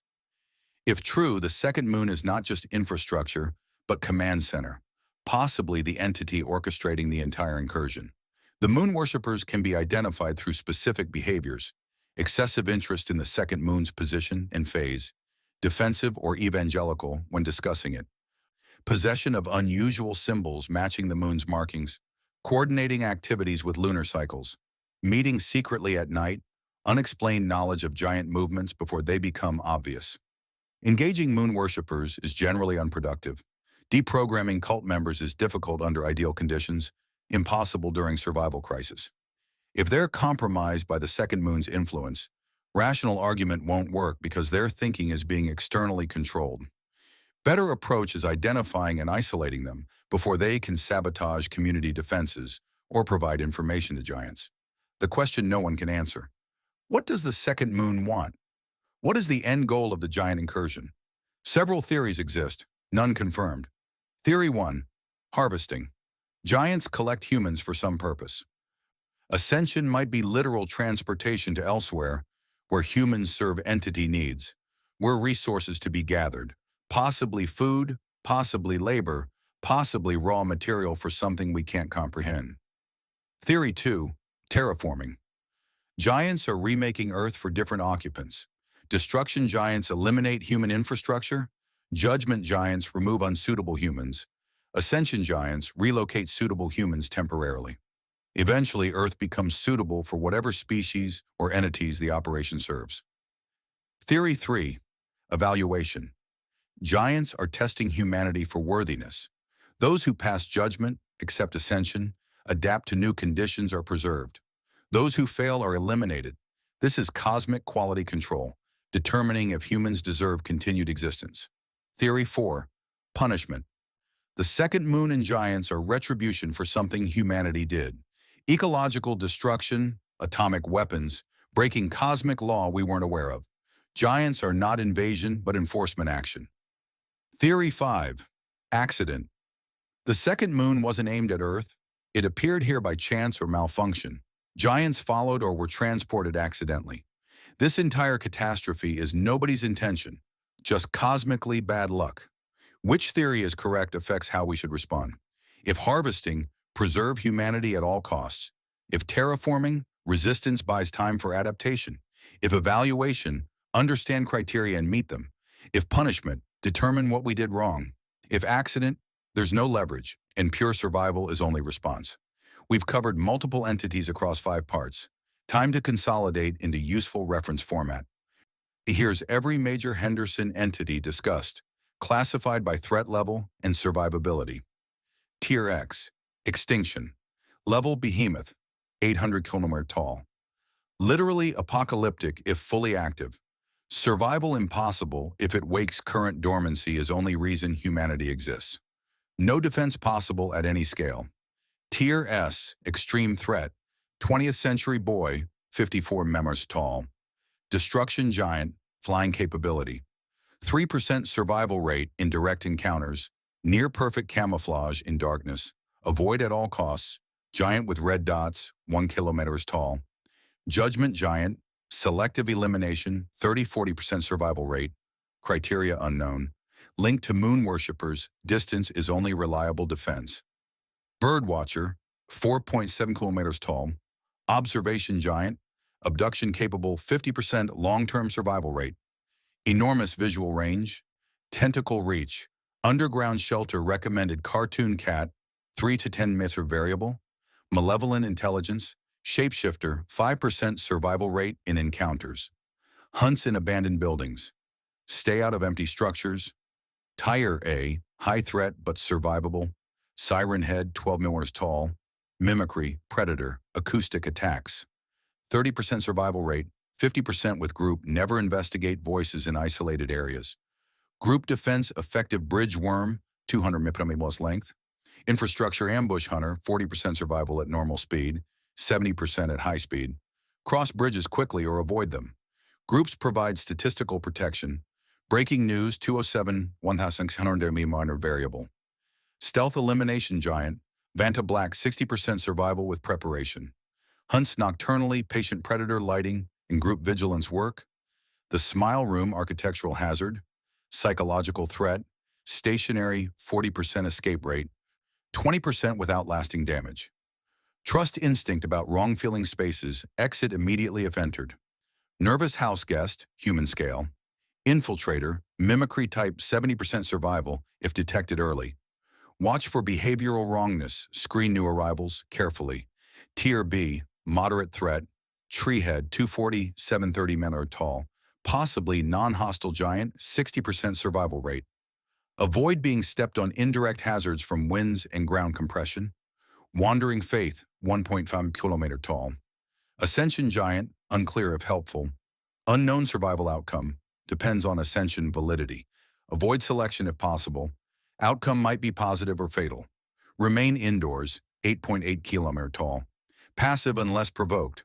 Massive size, 95% survival if rules followed. Go outside when it appears counterintuitive but consistent. Tier C, low threat. Long horse, variable, infinite neck. Helpful Harbinger. Benevolent 95% survival if warning heeded, appears before disasters. Trust it and evacuate immediately. Survival statistics. The numbers across all documented encounters with Henderson entities. Survival statistics provide grim but useful data. These are estimates based on available documentation, survivor accounts, and analysis of casualties versus populations affected. Overall survival rate across all entity types. Approximately 37%. This means roughly 6 out of 10 people who encounter Henderson entities don't survive. That's the baseline reality we're operating in. But this number varies dramatically based on entity type and preparation level. Survival rates by preparation level. No knowledge of entities, 15% basic knowledge, 40% comprehensive knowledge with preparation, 65% organized community with practice protocols, 75% knowledge matters, preparation matters, community organization matters. These aren't marginal improvements. They're the difference between 15% survival and 75% survival. Survival rates by entity tier. Tier X, Behemoth active. 0% Tier S entities, 3 to 50% depending on specific entity. Tier A entities, 30-70% depending on preparation. Tier B entities, 60-95% depending on behavior compliance. Tier C entities, 95% if warnings followed. Most survivable encounters. Long horse, 95% if warning heeded. Remain indoors, 95% if evacuated outdoors. Tree head, 60% with awareness. Least survivable encounters. Behemoth active, 0%. 20th century boy, 3%. Cartoon cat, 5%. Factors that improve survival odds. Group cohesion, increases odds 20-30%. Prepositioned supplies, increases odds 15%. Multiple evacuation routes, increases odds 25%. Entity-specific knowledge, increases odds 30-40%. Communication networks, increases odds 20%. Factors that decrease survival odds. Panic response, decreases odds 40%. Isolation from community, decreases odds 30%. Ignoring warning signs, decreases odds 50%. Attempting to fight entities above your capability, decreases odds 60%. Long-term survival rates. Year 1 after giant arrival, 45% of original population. Year 2, 30% of original population. Year 5, 18% of original population. Year 10, 12% of original population. These projections assume continued giant activity at current levels without Behemoth full activation. The curve flattens after year 5 as communities adapt and survivors are those who learn to live in the new reality. Causes of death in giant world. Direct entity attacks, 35% indirect entity effects, collapsed structures, starvation, etc. 25% human conflict over resources, 20% disease and injury without adequate medical care, 15% psychological breakdown leading to suicide or fatal mistakes. 5% note that direct entity attacks account for only about 1/3 of deaths. The cascading effects of giant presence kill more people than giants themselves do. This is important because living under constant giant threat breaks people. Not immediately, not obviously, but gradually, persistently, the stress accumulates until personalities warp, communities fracture, and individuals make survival negative decisions because they've stopped caring about outcomes. Warning signs of psychological decline in yourself: decreased care about survival, increased risk-taking behavior, inability to experience positive emotions, persistent intrusive thoughts about death, alienation from community members, loss of future orientation and planning capability. If you're experiencing several of these, you're in psychological trouble and need intervention. Talk to community members. Seek support. Acknowledge that what you're feeling is normal response to abnormal situation, but still requires addressing. Community mental health support includes scheduled social activities, even during crisis.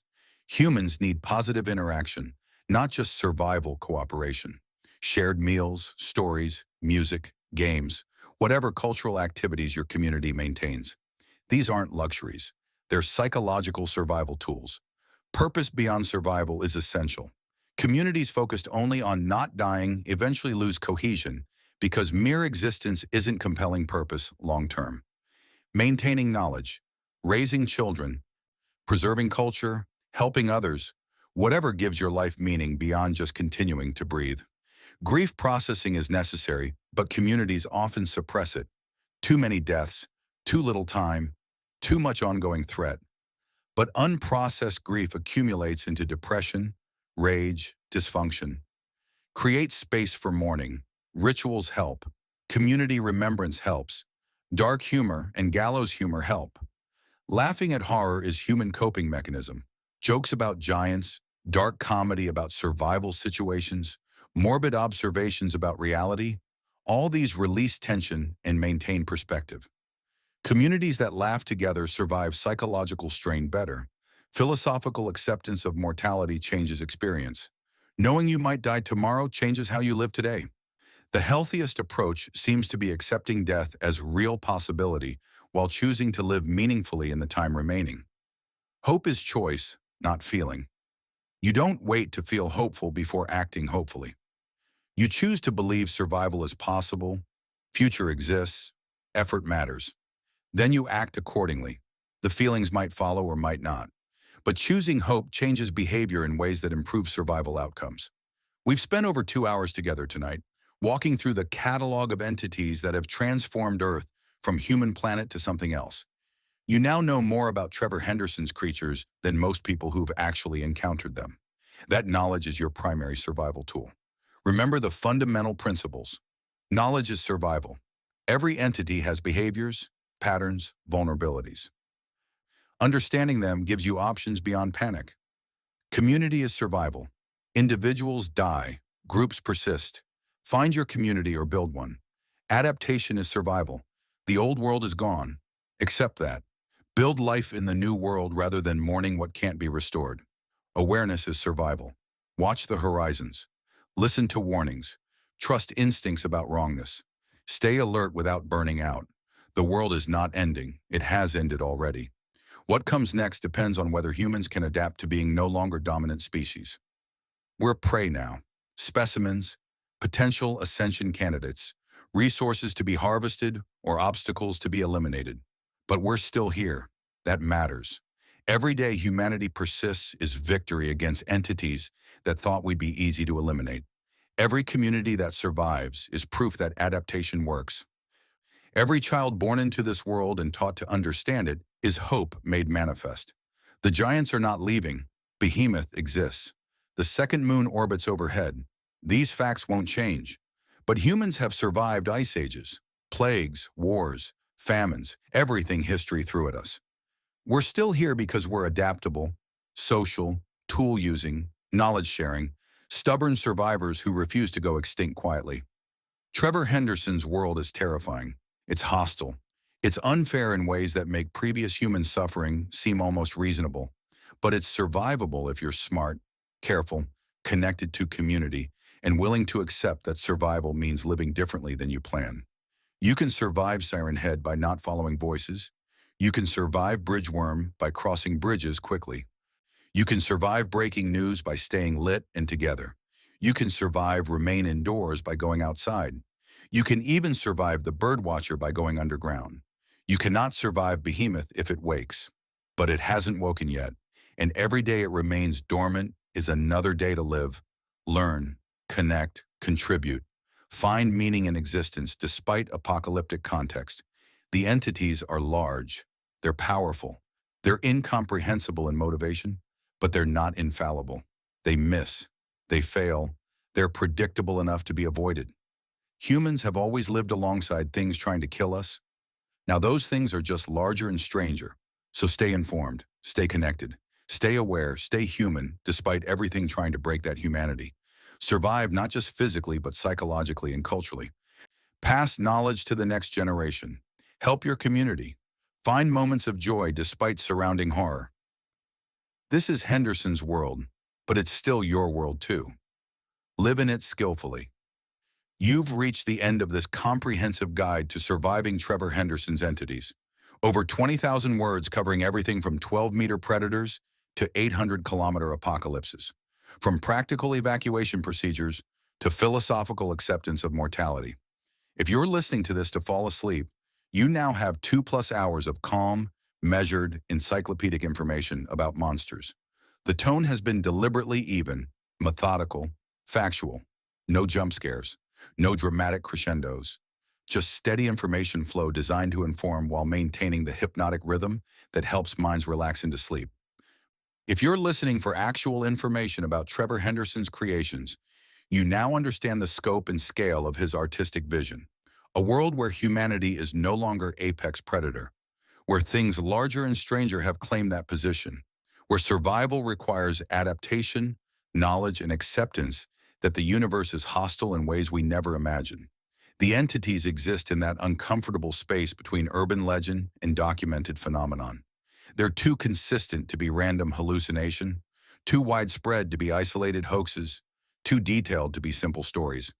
Whether you believe they're real, metaphorical, or fictional, they represent something true about human fear of things larger and more powerful than ourselves.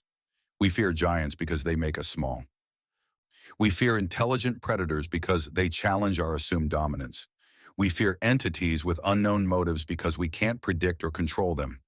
Henderson's creations tap into deep psychological vulnerabilities while providing just enough structure that survival seems possible with correct knowledge. Thank you for spending this time learning about the impossible. Whether you fall asleep before the end or stayed engaged throughout, the information is here when you need it. Perhaps you'll dream of giants tonight. Perhaps you'll sleep peacefully knowing that understanding reduces fear. Perhaps you'll wake up looking at the moon differently, wondering if a second one might appear. Sweet dreams. Stay aware. Trust your instincts. Help your community. And remember, if you see long horse, evacuate immediately. It's trying to save your life. Good night.